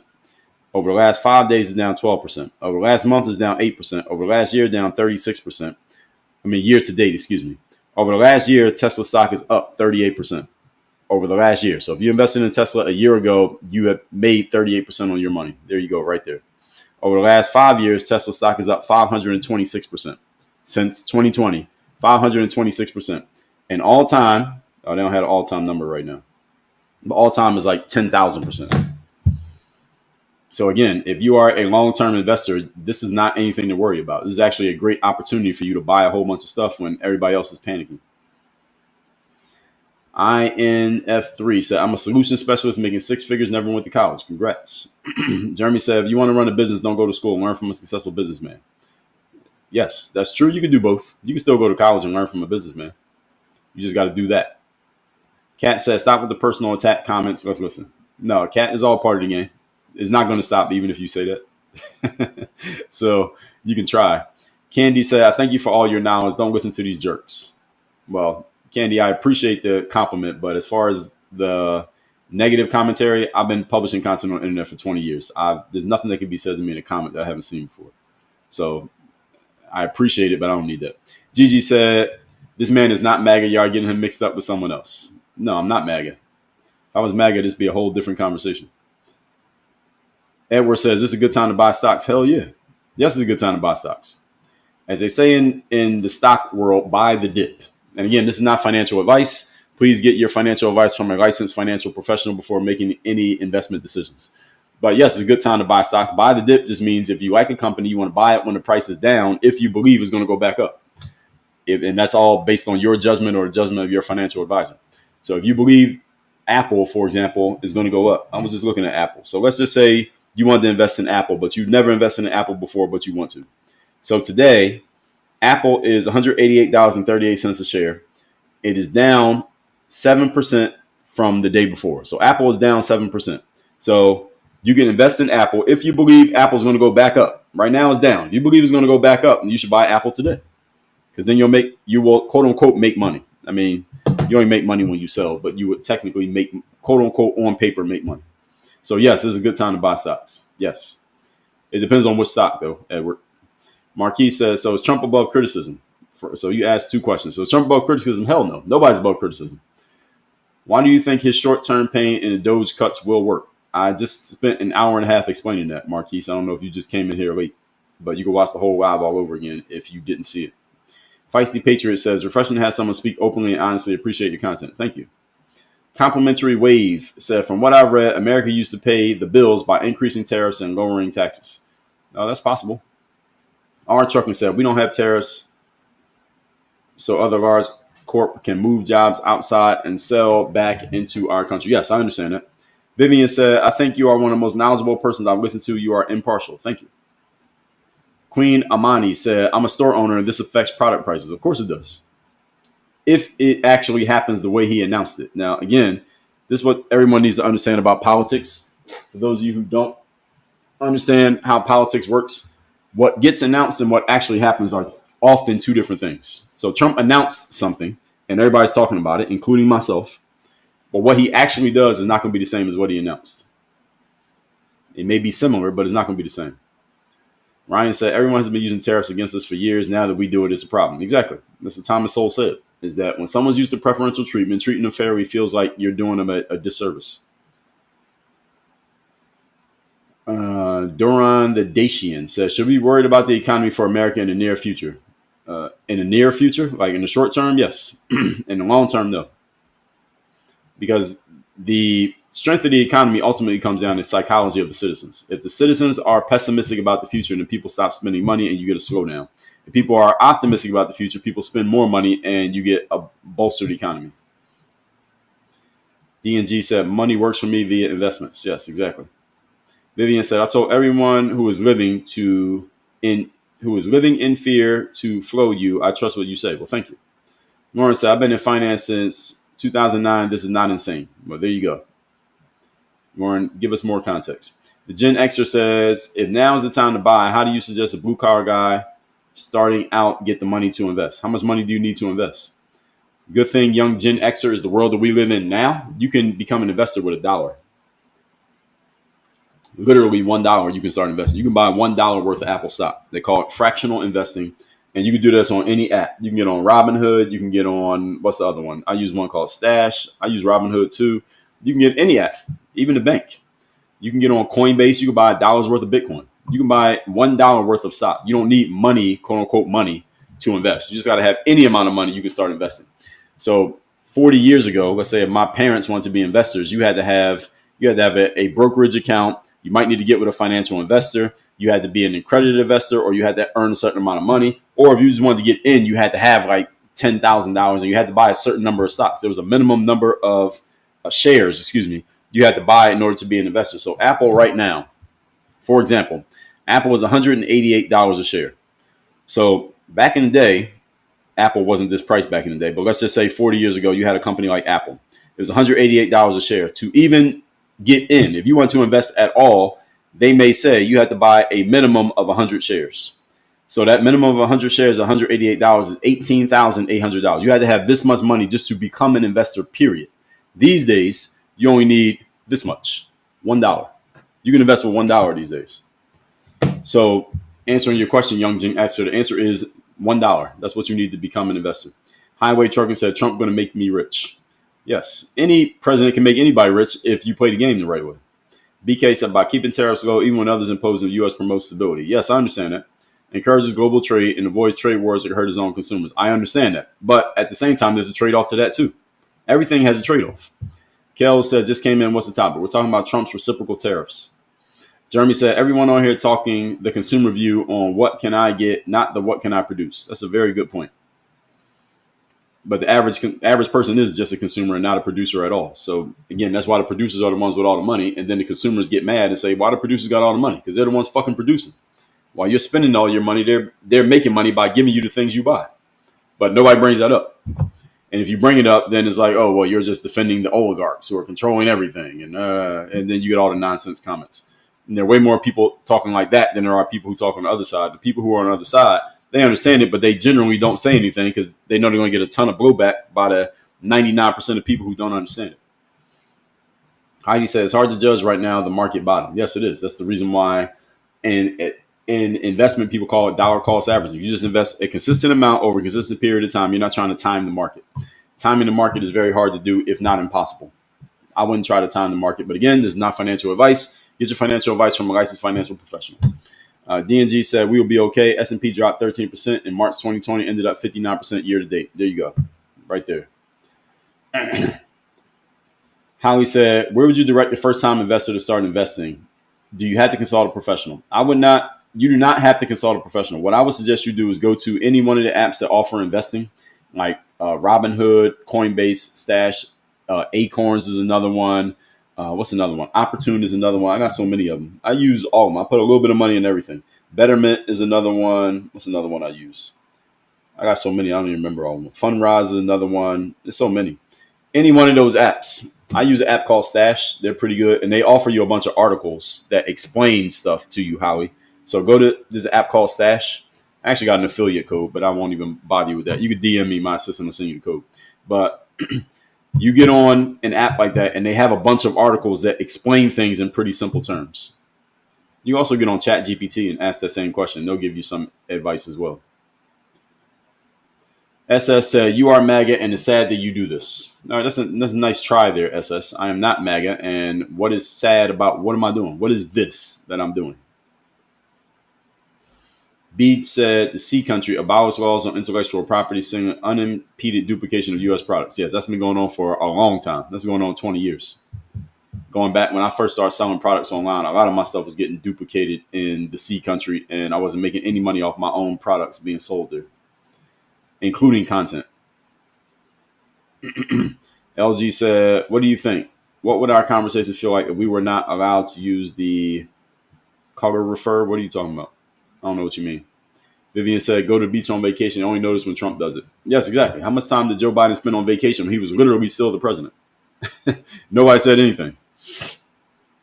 Kwamina said, bro, we had to vote our interests. Who's our? Who are you talking about when you say our interests?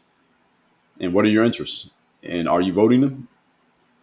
Finn said, Musk is losing net worth, not money. Yes, exactly. And a lot of people don't understand that. It's interesting to me how little people understand about how money actually works.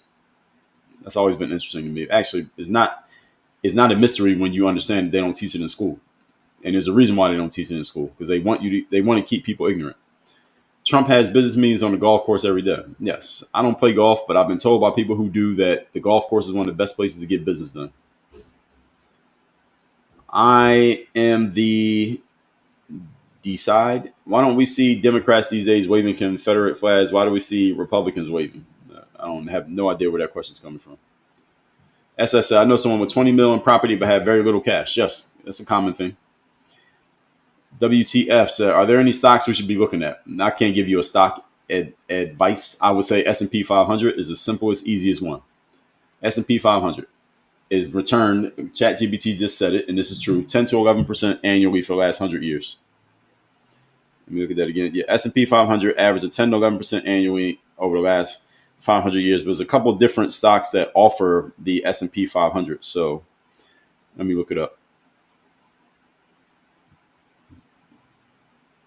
S&P 500. You got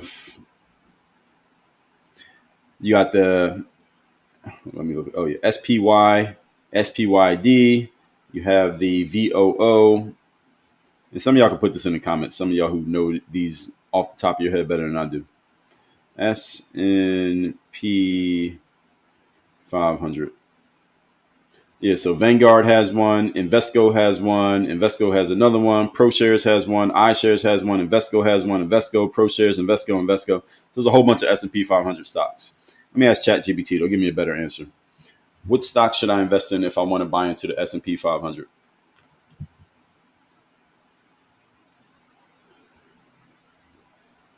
If I was to advise you one stock, this is the one that I would give you, just one.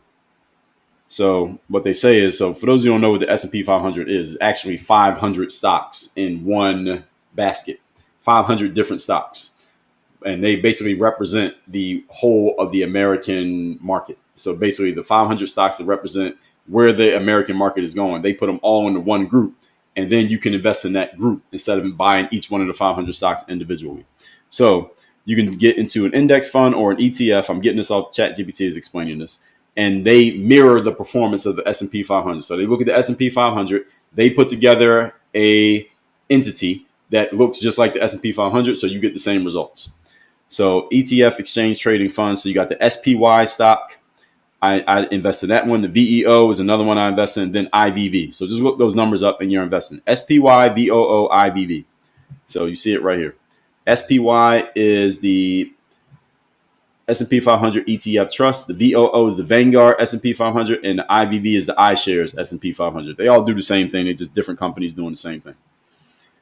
You should invest in all three. Then there are mutual funds that do it, and you want flexibility and low cost. Again, VOO and SPY. If you're already with Vanguard, you can use those. If you're with Fidelity, they have FXAIX.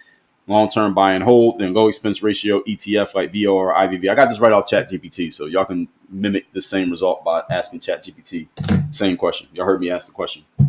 David said, any investment agent I know always says investment is a long-term thing. Don't worry about drops. That's what investment is. You put a little bit in now, and ideally you get more out later, but you don't need to react to anything. What people say in investing is buy, and some people say buy and hold, and other people say buy and forget. I like buy and forget. So I just buy stuff, invest in things. I don't even look at it. I look at it for entertainment purposes and demonstration purposes, like what we're talking about here. But I don't care if a stock goes down. I'm not selling it. I don't care what it does. O-Dog said Biden did not create jobs. The jobs that got cut during COVID came back. People do not know how to interpret stats and numbers. Yes. So O-Dog on YouTube just addressed that whole thing about Biden created jobs. No, he didn't. The best time to invest in the stock is when the price is down. That's the game. That's the game for the ladies out there. LOL. Yes, exactly. That's the best time to invest in the stock that you like is when the price is down. So if you see a price is down and you like the stock, then you should do it. Michelle said, plus Trump has to deal with the Democratic House. Yeah, I think you mean he had to, yes. IMD decides that how much are you getting paid from the Heritage Foundation? Whatever they're paying me, please tell me where they sent the money because I ain't got it. Pop said current chaos is working. 10 years down 5 basis points. Time to refinance the $7 trillion.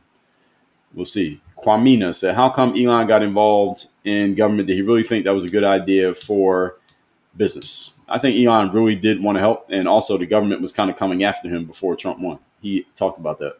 So that's one of the reasons why he wanted to kind of retaliate and make sure they couldn't stay in, because had Kamala won, they would have kept coming after him. So I think he had a vested interest. Holly said they don't believe the proof that comes from the right. They think it's fabricated. Well, a lot of people do. I get it. Craig said this is hard to watch. Okay, what do you disagree with? So again, the passive aggressive comments. What do you disagree with? Yeast Nobody said that site got taken down several times. What site are you talking about? Cosmically said there's the OIG already does what Doge is doing, finding and eliminating fraud and abuse. Okay, you say so. And Carmina said we owe George Bush an apology. Trump makes no sense. An apology for what? Big Trish said those things had already been done under the Biden admin. Everybody says that about the side that they like, and then they go against it for the side they don't like. So it's not really a new comment. Everybody says that. Lauren says supposedly he pays the most taxes and he cares a lot because he wants to know what they're doing with money. The majority of the money that the government collects from taxes come from the rich, quote unquote. But people still complain that they're not paying enough in taxes. Most of the money the government collects from taxes come from people in the top 1% of income earners. Sir, the Office of Inspector General does what Doge does. Okay. I mean, do you work in the government? You should go and call a meeting and make sure that everybody knows this. I mean, what do you want me to say to that? You're making this claim. I mean, do you have proof? Feisty said, these people don't understand what you're saying. This is the problem. Well, the problem is never going to be solved. Feisty Patriot. People are people. People are always going to be people. Kwamina said, we had to vote our interests just like everyone else. Who is we? Who are you talking about? Settle said, they need to go through DOD contracts for items being bought. Yeah, that's what they're doing. Lawrence said, did you watch Candace Owens talk Elon? I really don't think that way before, but it was interesting. I do listen to Candace and stuff. I don't know what specifically you're talking about. Highway said, you can't tax the rich. Oh, well. Yeah, I mean, they technically do get taxed, but people want them to get taxed more because people think that will solve, quote unquote, the problem. And the answer is no, it won't. Big Trey said, you are putting out their website, not researching what they're saying. No, I'm not putting out their website. I'm looking up their account on X. That's not their website. And if you think that what they didn't happen, then again, are you going to prove your point here? I don't think you have enough space. You should start your own live stream and explain how what they said is not true. The issue with this whole this is true, this is not true, and arguing about facts is that we're in an information war these days, and facts generally don't matter. Even though I may share some facts and some opinions and some points of view based on facts, facts generally don't matter anymore because all y'all can see it right here in this conversation that when someone hears a fact that they don't like, then they'll just say, well, that's not true. You got the wrong fact. And if they hear a fact they do like, they say, well, you got the facts. You're smart. But anybody can do that. So if I hear a fact that I don't like, I can just say, well, that's not true. You're lying. And I can pull up some information that discredits your point. And you can do the same thing with anything that I said. The issue is not about facts anymore these days, folks. Unfortunately, it's not about facts anymore. Facts don't matter because if someone hears a fact they don't like, they can just ignore it or refute it with some other information that counters that fact. And if you hear something that you do like, then you'll just amplify it and push it out there. But who's the ultimate arbiter of what fact is true and what fact is not true? The answer is there isn't anyone. That's the issue. That's the reason why we're in an information war, because there is no ultimate judge that says this is true, this is not true, this is a fact, this is not a fact. We don't have that. Therefore, anybody can come up with their own set of facts. Everyone can believe whatever they want to believe. And you cannot change another person's mind with quote unquote facts. Why? Because they don't have to accept your facts if they don't want to. That's the issue that we're in right now in America. So any of you who has the idea that you can change somebody else's mind by giving them all the facts, I would suggest that you perish the thought. It's not going to happen. That's why when people disagree with things I'm saying here, it doesn't matter. I'm not trying to change your mind. I'm not in the business of changing people's minds, because it's a waste of time to try to change somebody's mind. If someone doesn't want to believe you, they don't have to. Odell said, people have been trained and conditioned to hate rich people. The rich know how to make money and execute on that knowledge, and the rich get richer than how it's supposed to be. Yes, I did 3 hours explaining that before. ALS, I appreciate you. All right, a couple more comments, then we got to go because I'm hungry and I got a call in less than an hour. Mike Montez said, eliminate convenience fees for paying with credit cards. That would impress me. Yeah, that would be good. I don't know why the financial companies do that. That's a whole other conversation. BK said, that is not true when we tax high-end earnings at 90. What are you talking about? Big Trick says, my website says I wipe out 200 contracts. Yes, exactly my point. Anybody can say anything they want on the internet. The young Gen Xer says, does YouTube have the same account name? No. If you go to my profile on TikTok, the YouTube link is in there. I got more than one YouTube channel. DNG says, just look up my name. My name is Dre Baldwin. Just go to my YouTube, you'll see my name, and just look up my name, you'll see all my content.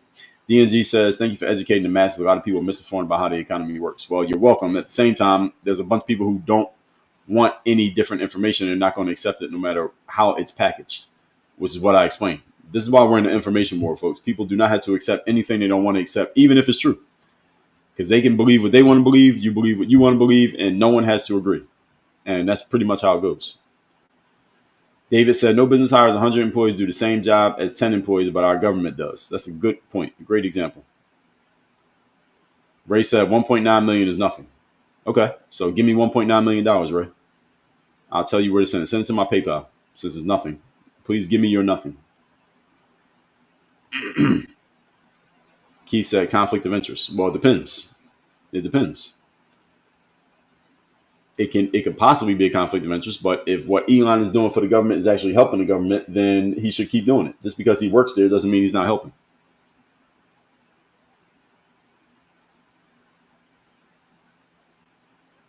Ray said, you don't understand this and not saving money. 1.9. Okay, I just told you. Since 1.9 million is nothing, please send me my 1.9 million. Send it to my PayPal account. You still in here talking. You should be PayPaling me my money right now.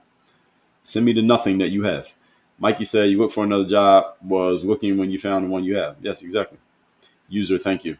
David Santiago said, calling someone a grifter means they're a petty level swindler. Well, that's not what it means. It means you just disagree with them.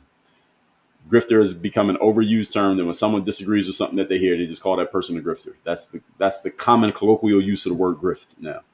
So you hear something you don't like, call the person a grifter. All right, you disagree with me. I got it. And then I got a couple people in here leaving comments trying to explain what the word grift means. I know what the fucking word means. I'm telling y'all how it gets used. The colloquial use of grift is that you call someone a grifter when you don't like what they're saying. So you say they're grifting. That's a way of trying to discredit their position. It's an ad hominem attack. Attacking the person rather than attacking the point. Chris Thomas said, I'm digging this guy here by accident, tuning in now. Thank you, Chris. Glad you're here. Cosmically said, example of grift, Donald Trump charged 5x the allotted government rate for the Secret Service. I don't know what, stay at his hotels while Kentucky to tune to $1.75 million. So everybody calls everything a grift. And again, those of you who are leaving quote unquote information or facts in these comments, y'all understand that no one has to agree with these because you have no way of proving them. So just because you say it does not mean it's true. And if someone's listening to this and they're reading your comment and they don't agree with you, what way do you have to get them to accept your quote unquote facts? You don't. Again, this is why we're in the information war, folks. That's the reason why I don't go in here and try to refute anything any of you says with a quote unquote fact, because it doesn't matter. If you don't want to agree with anything that I say, nothing I say is going to change your mind. That's why I'm not trying to change your mind. So y'all can go ahead and state these quote unquote facts you have, or this information that you claim you have. What does it matter? Finn says, all in Project 2025. Folks have to read it. I did a whole live stream on Project 2025 back in October of last year. Trump Vance. D-Cloud said, do you think Elon cheated the election? In my opinion, you think so. How so? How do you think he cheated the election? Again, that's what people said about the last election. So again, whichever side wins, the other side says they cheated. I mean, what exactly do we gain? D-Cloud, what do we gain from this? If Trump wins, they say Trump cheated. If Biden wins, they say Biden cheated. Next election, whoever wins, the side that doesn't win is going to say the other side cheated. What do we gain from this exchange? Nothing. Everybody's going to say that. It doesn't mean anything now. Again, once people start using the same complaint or accusation or insult, when it gets overused, then it loses its value. All right, people just start calling everybody racist. Racism, calling somebody racist doesn't mean anything anymore. Calling someone a grifter doesn't mean anything anymore. And there's a bunch of other terms that go in there too. If one of them pops up, I'll point it out. But this is all people do these days. And on the internet, words are a dime a dozen. Now it's like a dime for a million words. People just say anything and it doesn't mean anything. So that's the issue in discourse these days. And again, it's the reason why we're in an information war. People just say whatever they want. Rowie, good morning to you. Randy said, long term, I think it will lead to better pay and benefits for employees. Well, we'll see. We'll see. Again, that's the thing. You never know what's going to happen because it affects 300 million people. So you can't predict the outcome of how 300 million people are going to respond to something that you do. Because if it was a guaranteed do this and that's going to happen, do this, this is going to happen, then it'd be a whole different situation. we would have computers running the country if it was that simple, because we just create a system and a code and everything would just happen. But when you're dealing with people, you cannot predict people's behavior. You can't never predict what a human being is going to do. Because if there was a way to do that, then again, AI would be running the world and we wouldn't need people. DNG said the market is about to open. Yes. Good luck. BK said, do you regret supporting Trump? Who said I supported Trump? I have no political affiliation. So nice try with that question, but you got to come with something better than that. D. Cloud said, Florida governor and the Senate race is going to be very important. How can we win as a Democrat? Well, I'm not a Democrat, so I can't answer your question. I live in Florida, and I like what DeSantis has done generally. I don't like what he did with Mr. AT when he said, I'm going to open an investigation just because that guy was in the state. That doesn't make any sense. That's not even legally, that's lawfare. Let's just call it that. But other than that, I like DeSantis. He's a Republican, so who's running for the Democrat in Florida governor anyway? Who's the number one candidate right now? I don't even know. Dawson said the people complaining about the market can't see the big picture on what Trump's doing. Well, they have no interest in the big picture. That's the issue. And they don't even understand the market. That's the thing, Dawson. Most people complaining about the market don't even understand how the market works. They're just talking because it's a current event topic. Lucas said, how much did you lose the past couple of days? I didn't lose anything because I didn't sell. You can't lose money until you sell. So if I have $100 worth of stock and the stock plummets by 50%, now my stock is worth $50, I didn't lose anything because I didn't sell the stock. So I lost nothing. And if it goes up by $50, I didn't gain anything because I didn't sell it. Again, it's like if you own a house, if you bought a house for $100,000 and now it's worth $300,000, you didn't make $200,000. Show me the money. You don't have it. All right? You could just point to your house. That house is not money. It's just a house. So you don't lose or gain money on paper. I mean, technically you do, but it's not real money. Unless you can show me the cash, you did not lose or gain anything. That's the answer to the question. Kat said, I'm currently a conservative investor. Should I get aggressive now? I would say consult your financial advisor for any financial advice. But my answer to the question is this is a good time to buy when things are down so that you can increase the value when things go back up. AJ Ward says, how do your family feel about the racial tensions created by MAGA? I don't know because I don't talk to my family about it. And who the hell cares? I don't care about racial tensions. I generally don't care about racial tensions. I'm not worried about those kind of things. And I don't think MAGA created racial tensions either. I think MAGA is a canvas for racial tensions. In other words, people who already have some issues involving race just use MAGA as an excuse to talk about them. But I don't think MAGA created anything. User, thank you for the great content conversation delivery. Thank you. Robert says they are so comfortable that they have time to be on TikTok. Yes, very good point, Robert. Any of you who's really panicking, you would not be on TikTok watching me. You would really be panicking. If you're really panicking, you're not on social media. Kevin said, are you thanking Elon for saving our tax money? Well, did he actually do that? I don't know yet. I think it may be years before we know what Elon's actions actually do. Mike says, just give me a good stock tip that's on the down low right now. Well, if I give it to you, it won't be on the down low. I'll give you one that's not on the down low. It's on the high, which is S&P 500. If I had to give you one stock tip, S&P 500. That's always the best stock tip. Last 100 years, 10 to 11% return annually. You let that compound, $1,000 100 years ago would be millions of dollars now. Simple enough. Lucas said, what evidence do you have the market's going to bounce back faster? I just told you. 2020, COVID, the market went down by 34% and it bounced back within months. In 1929, Great Depression, the market went down by 90%. It took decades to come back. Decades with a S on the end. Things just happen faster now. It's called, what's the law that computing power increases every 18 months? What's the name of that law? Is it Moore's law? Somebody correct me on that or co-sign that if I got it right. I think it's Moore's law. Because we have so much technology, things just happen faster in the world. That's my evidence. Kevin said, Elon is saving us tax money. Prove me wrong. Well, I don't disagree with you. We'll see. My answer is we'll see. BMO said, here we go again. We don't know about. Yes, we don't know about a lot of things. Most things we don't know until the long term we see the results of them. Most things do not give an immediate result. Things that are for larger groups of people, such as 300 million Americans. We don't get the result in 3 days. Miss Queen B said, all this started years ago. Read a history book. Yes, all this stuff has been started. They also said, our economy is about to thrive on a different level. All these Dems are checkers players. LOL. Well, they know what they're doing. I don't think they're all checkers players, Dawson. What they're doing is exactly what they're supposed to do, which is make the Republicans look bad to the general public because that generates attention. Attention leads to votes. This is just part of the political game. This is the reason why I'm not a politician because I wouldn't want to play this game, knowing that I'm misleading people just to serve myself. Yamaha said Biden spent most of the time at Camp David, but nowhere. Yeah, exactly. He spent most of the time on a beach or in his basement, but nobody talks about that. But people get mad because Trump is golfing. Can Biden even play golf right now if he wanted to? Jessica said Trump is still making moves and making decisions on the course better than taking a nap. Yes, there you go, right there, right after that. Jay Bryce, thank you. AJ Ward, good morning. Skip Dip said this dude is funny looking as hell. LMAO. Well, thank you, Skip. I agree. I'm funny looking. Kevin said we have a $1 trillion trade deficit with the C country. For my children's future, we had to do something. Yes, good point. Lily said, thank you for keeping it real. You're welcome. Carla, good morning to you. Nana said the top 1% of rich pay 48% of the taxes each year. That sounds close enough. Yes. ALS says the more we try. Okay, I can't read all the rest of these comments. I got to eat lunch. There's a lot of comments here today. All right, so let me see if I can scroll through a few of these. God damn. There's a lot of comments here today. All right, wait a minute. Let me see if I can find where I was at. It's too many. All right, so I'm going to give myself a limit. I'm giving myself 10 more minutes. All right, I'm giving you 10 more minutes, folks. 10:25, we're ending this live. I got things to do.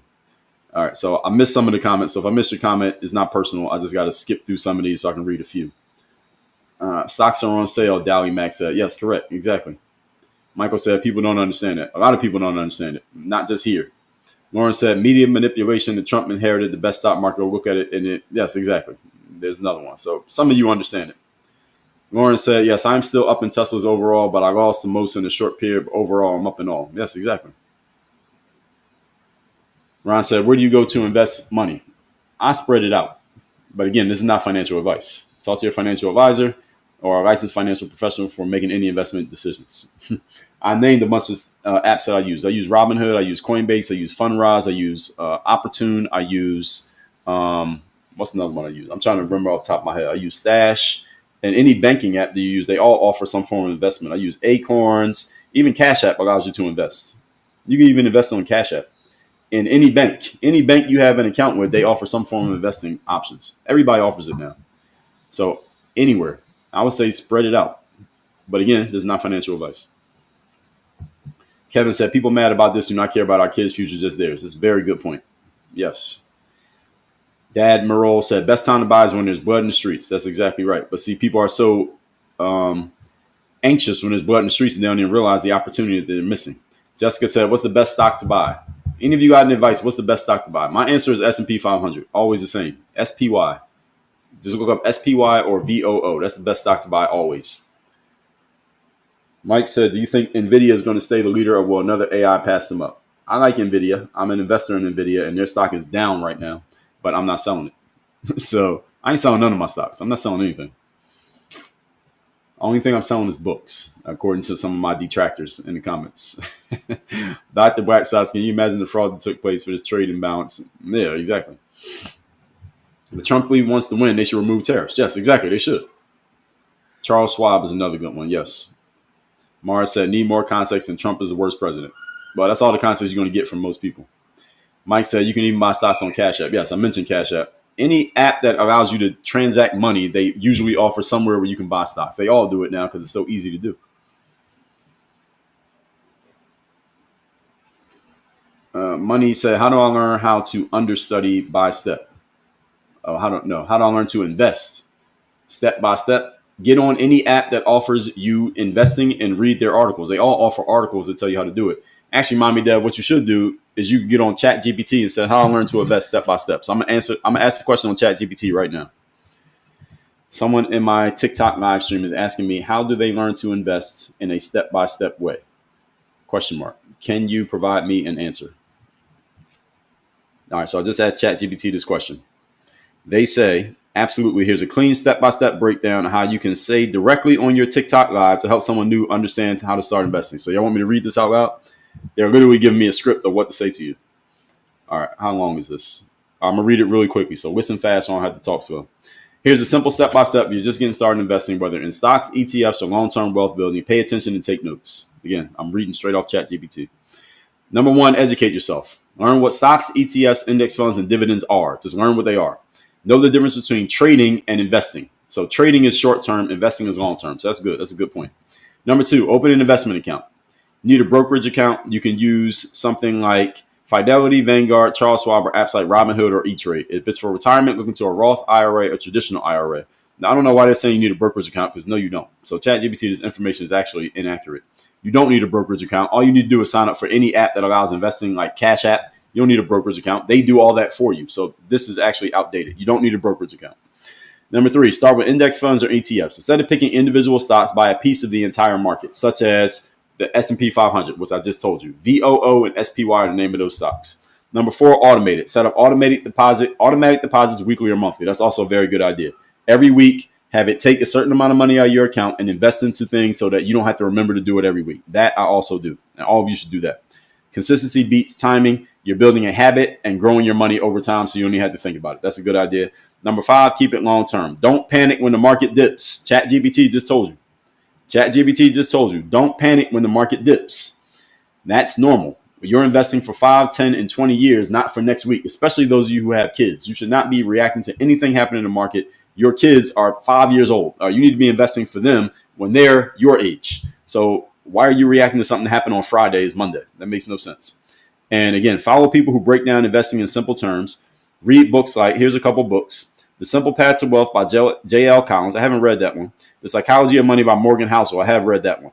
So y'all should read books on wealth and investing because generally, even though people have different tactics, the general principles of investing do not change.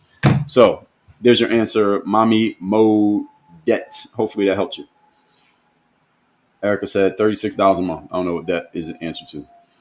Yes, you know how it goes. Says time in the market is better than timing in the market. That's 100% correct. Mike said because they're the effing producer. Truth. Yes, exactly. The people with the money are the people who produce and sell stuff, not just buy stuff. People who produce buy stuff too, but they produce more than they buy. That's why their money keeps going up. Dally Mac said Moo and SoFi. I have SoFi. I don't have Moo. Never heard of them. But it's so many. It's like 100 different apps where you can invest money. So that one is easy, folks. Just go in your app store and type in invest. And there's 100 apps going to come up. Pick 5 and just start investing. Put money in all of them. Put $50 in each app and then just start investing. That's how you get started today. Love Mama. I love Mamo. Says Sleepy Joe was always at the beach. Yeah, when we saw him, he was at the beach. Otherwise, where was he? He was in the basement with no cameras. Investment, no. Dowling says investment have referral benefits as well. Yes, exactly. I got referral links, but I'm not going to give those to you because y'all can't click on the links. But I do have referral links to every app I mentioned. 3 minutes left, folks. Then we got to go. Crystal said, if you decide to invest, do not freak out when it goes down. Yes, exactly. Exactly.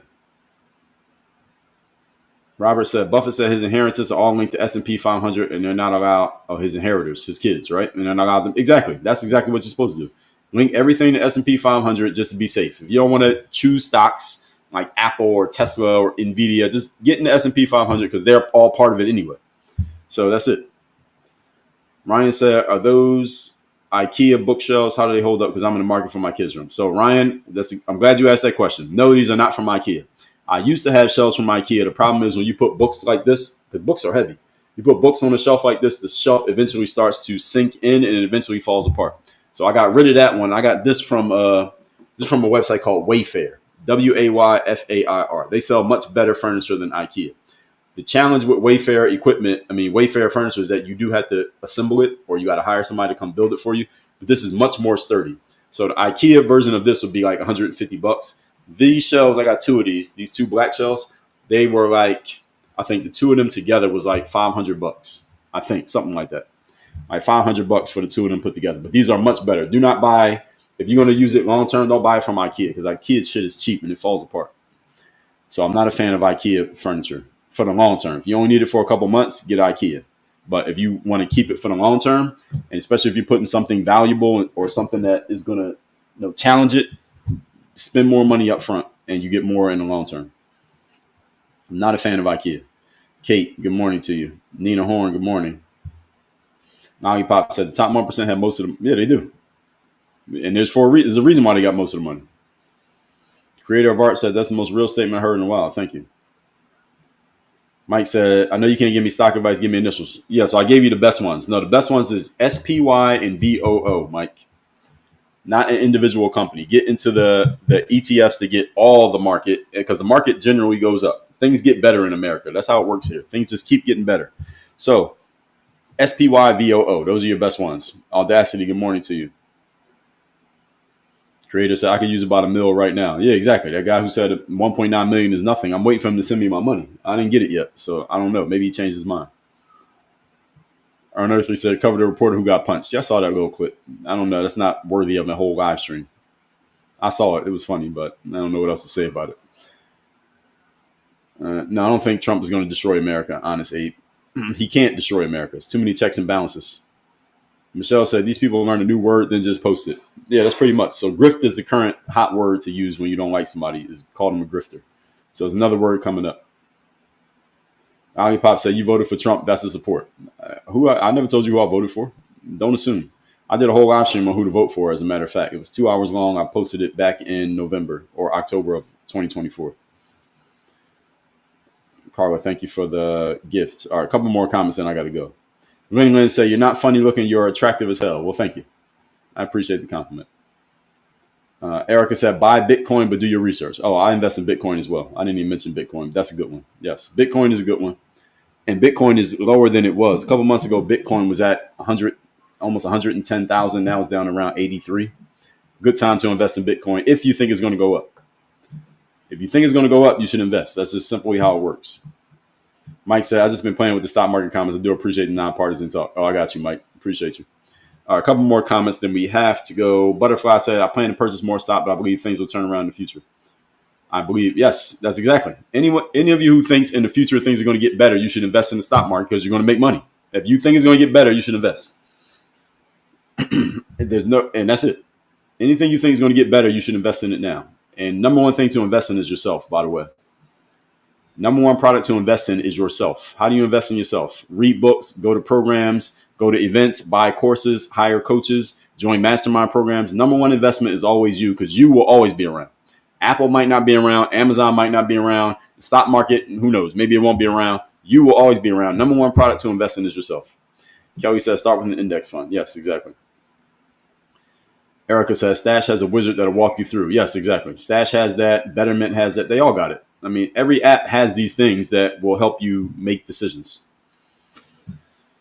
All right. CC said, are your book suggestions for investments like S&P listed somewhere? Sorry, just able to listen. My investment suggestions? No one's ever asked me to kind of write it down because I usually am not even talking about the subject, but maybe I will write them down. I haven't done it yet, CC, so it's a good idea. Maybe I will. And again, it would actually be pretty short because I would say the S&P 500 always, if you're just going to get investing and you want a quick 30-second idea, S&P 500. That's SPY is the name of the stock code. So type in SPY or VOO. One is by who does SPY? What company is that? I can't remember. VOO is Vanguard. And the other one, SPY. Again, you don't even have to understand these things. As long as you think they're going to make money, just invest in them. You don't have to understand how it works to understand that it works. I could not explain Bitcoin to you, but I invest in Bitcoin. So a lot of times people get bogged down in the information. Like I have to understand it before I do it. You don't have to understand it. I am not a financial advisor. I'm not a financial expert, but I know enough to explain it on this level to you. There are people who explain this a lot deeper than I can, and they can write a whole book on it. I'm not that person, but I understand it well enough to know that I should invest in this because it's for my future. It's for the future of my kids. And that's all I need to understand in order to make a decision. So don't get bogged down in the information, ladies and gentlemen. If you understand something works, do it and figure it out later if you want to. Finn says it's a little while before you invest. We haven't reached the bottom yet. Well, the thing is, Finn, how do you know? That's the problem. Trying to time the market. I don't want to try to time the market. So I just do consistent investing, simple, same amount of money, consistent over time. And then whenever it hits the bottom, doesn't matter because they call that dollar cost averaging. Consistent amount of money, consistently done. And then no matter where the market is, you're always investing. So you built the habit of investing. And as the market generally goes up, you make money. So everybody wins. Kelly just gave a good example. I mean, a good explanation. S&P 500. Yeah, 500 companies that generally represent the market. Carla said we bought Bitcoin at 9K. I'm envious. Carla, I wish I bought Bitcoin at 9K. It wasn't 9K when I bought Bitcoin. But hopefully if it goes to 10 million, then we all make money. So then we can all celebrate. All right, I got to the bottom of the comments. I got to go. I got a call at 11 o'clock. This is a 2.5 hour live. I was not supposed to be this long, but y'all had a lot of comments today. So I love the conversation. I do these live streams Monday through Friday, 8 a.m. Eastern, ladies and gentlemen. If you like this one, come back tomorrow. Tomorrow, the tentative topic. I'm not sure just yet. Tomorrow, we might talk about this self-defense case down in Texas. I heard about this where the black kid stabbed the white kid over a scuffle, and he was supposed to be sitting in the wrong seat and all this stuff. We're going to talk about the legalities of it because a lot of people have been talking about that over the weekend, but I knew this was a big topic, the economy. So if something happens in the economy, we might talk about that tomorrow. This is a topic that, again, a lot of people have a lot of opinions because everybody has money, and we all need money. We all work for money. We all care about our futures. So this topic is always a good one. And we will talk about, we'll see what happens tomorrow. We'll see what happens between now and tomorrow. I do need to eat lunch before my call. And yeah, we'll talk about that, Christian. It's tentatively scheduled for tomorrow, but it might get bumped because if something happens in the economy, which is a bigger idea, it affects more people, I might talk about that instead. So we'll see. Appreciate all of you. Make sure you follow me on my YouTube and also on my Instagram. The links are in my profile on TikTok. Everybody who's watching on all the other apps, I appreciate all of you as well. LinkedIn, Facebook, X, Rumble, YouTube, Instagram, also TikTok. I'll see y'all tomorrow. Everybody have a great Monday. We are out of here. Work on your game.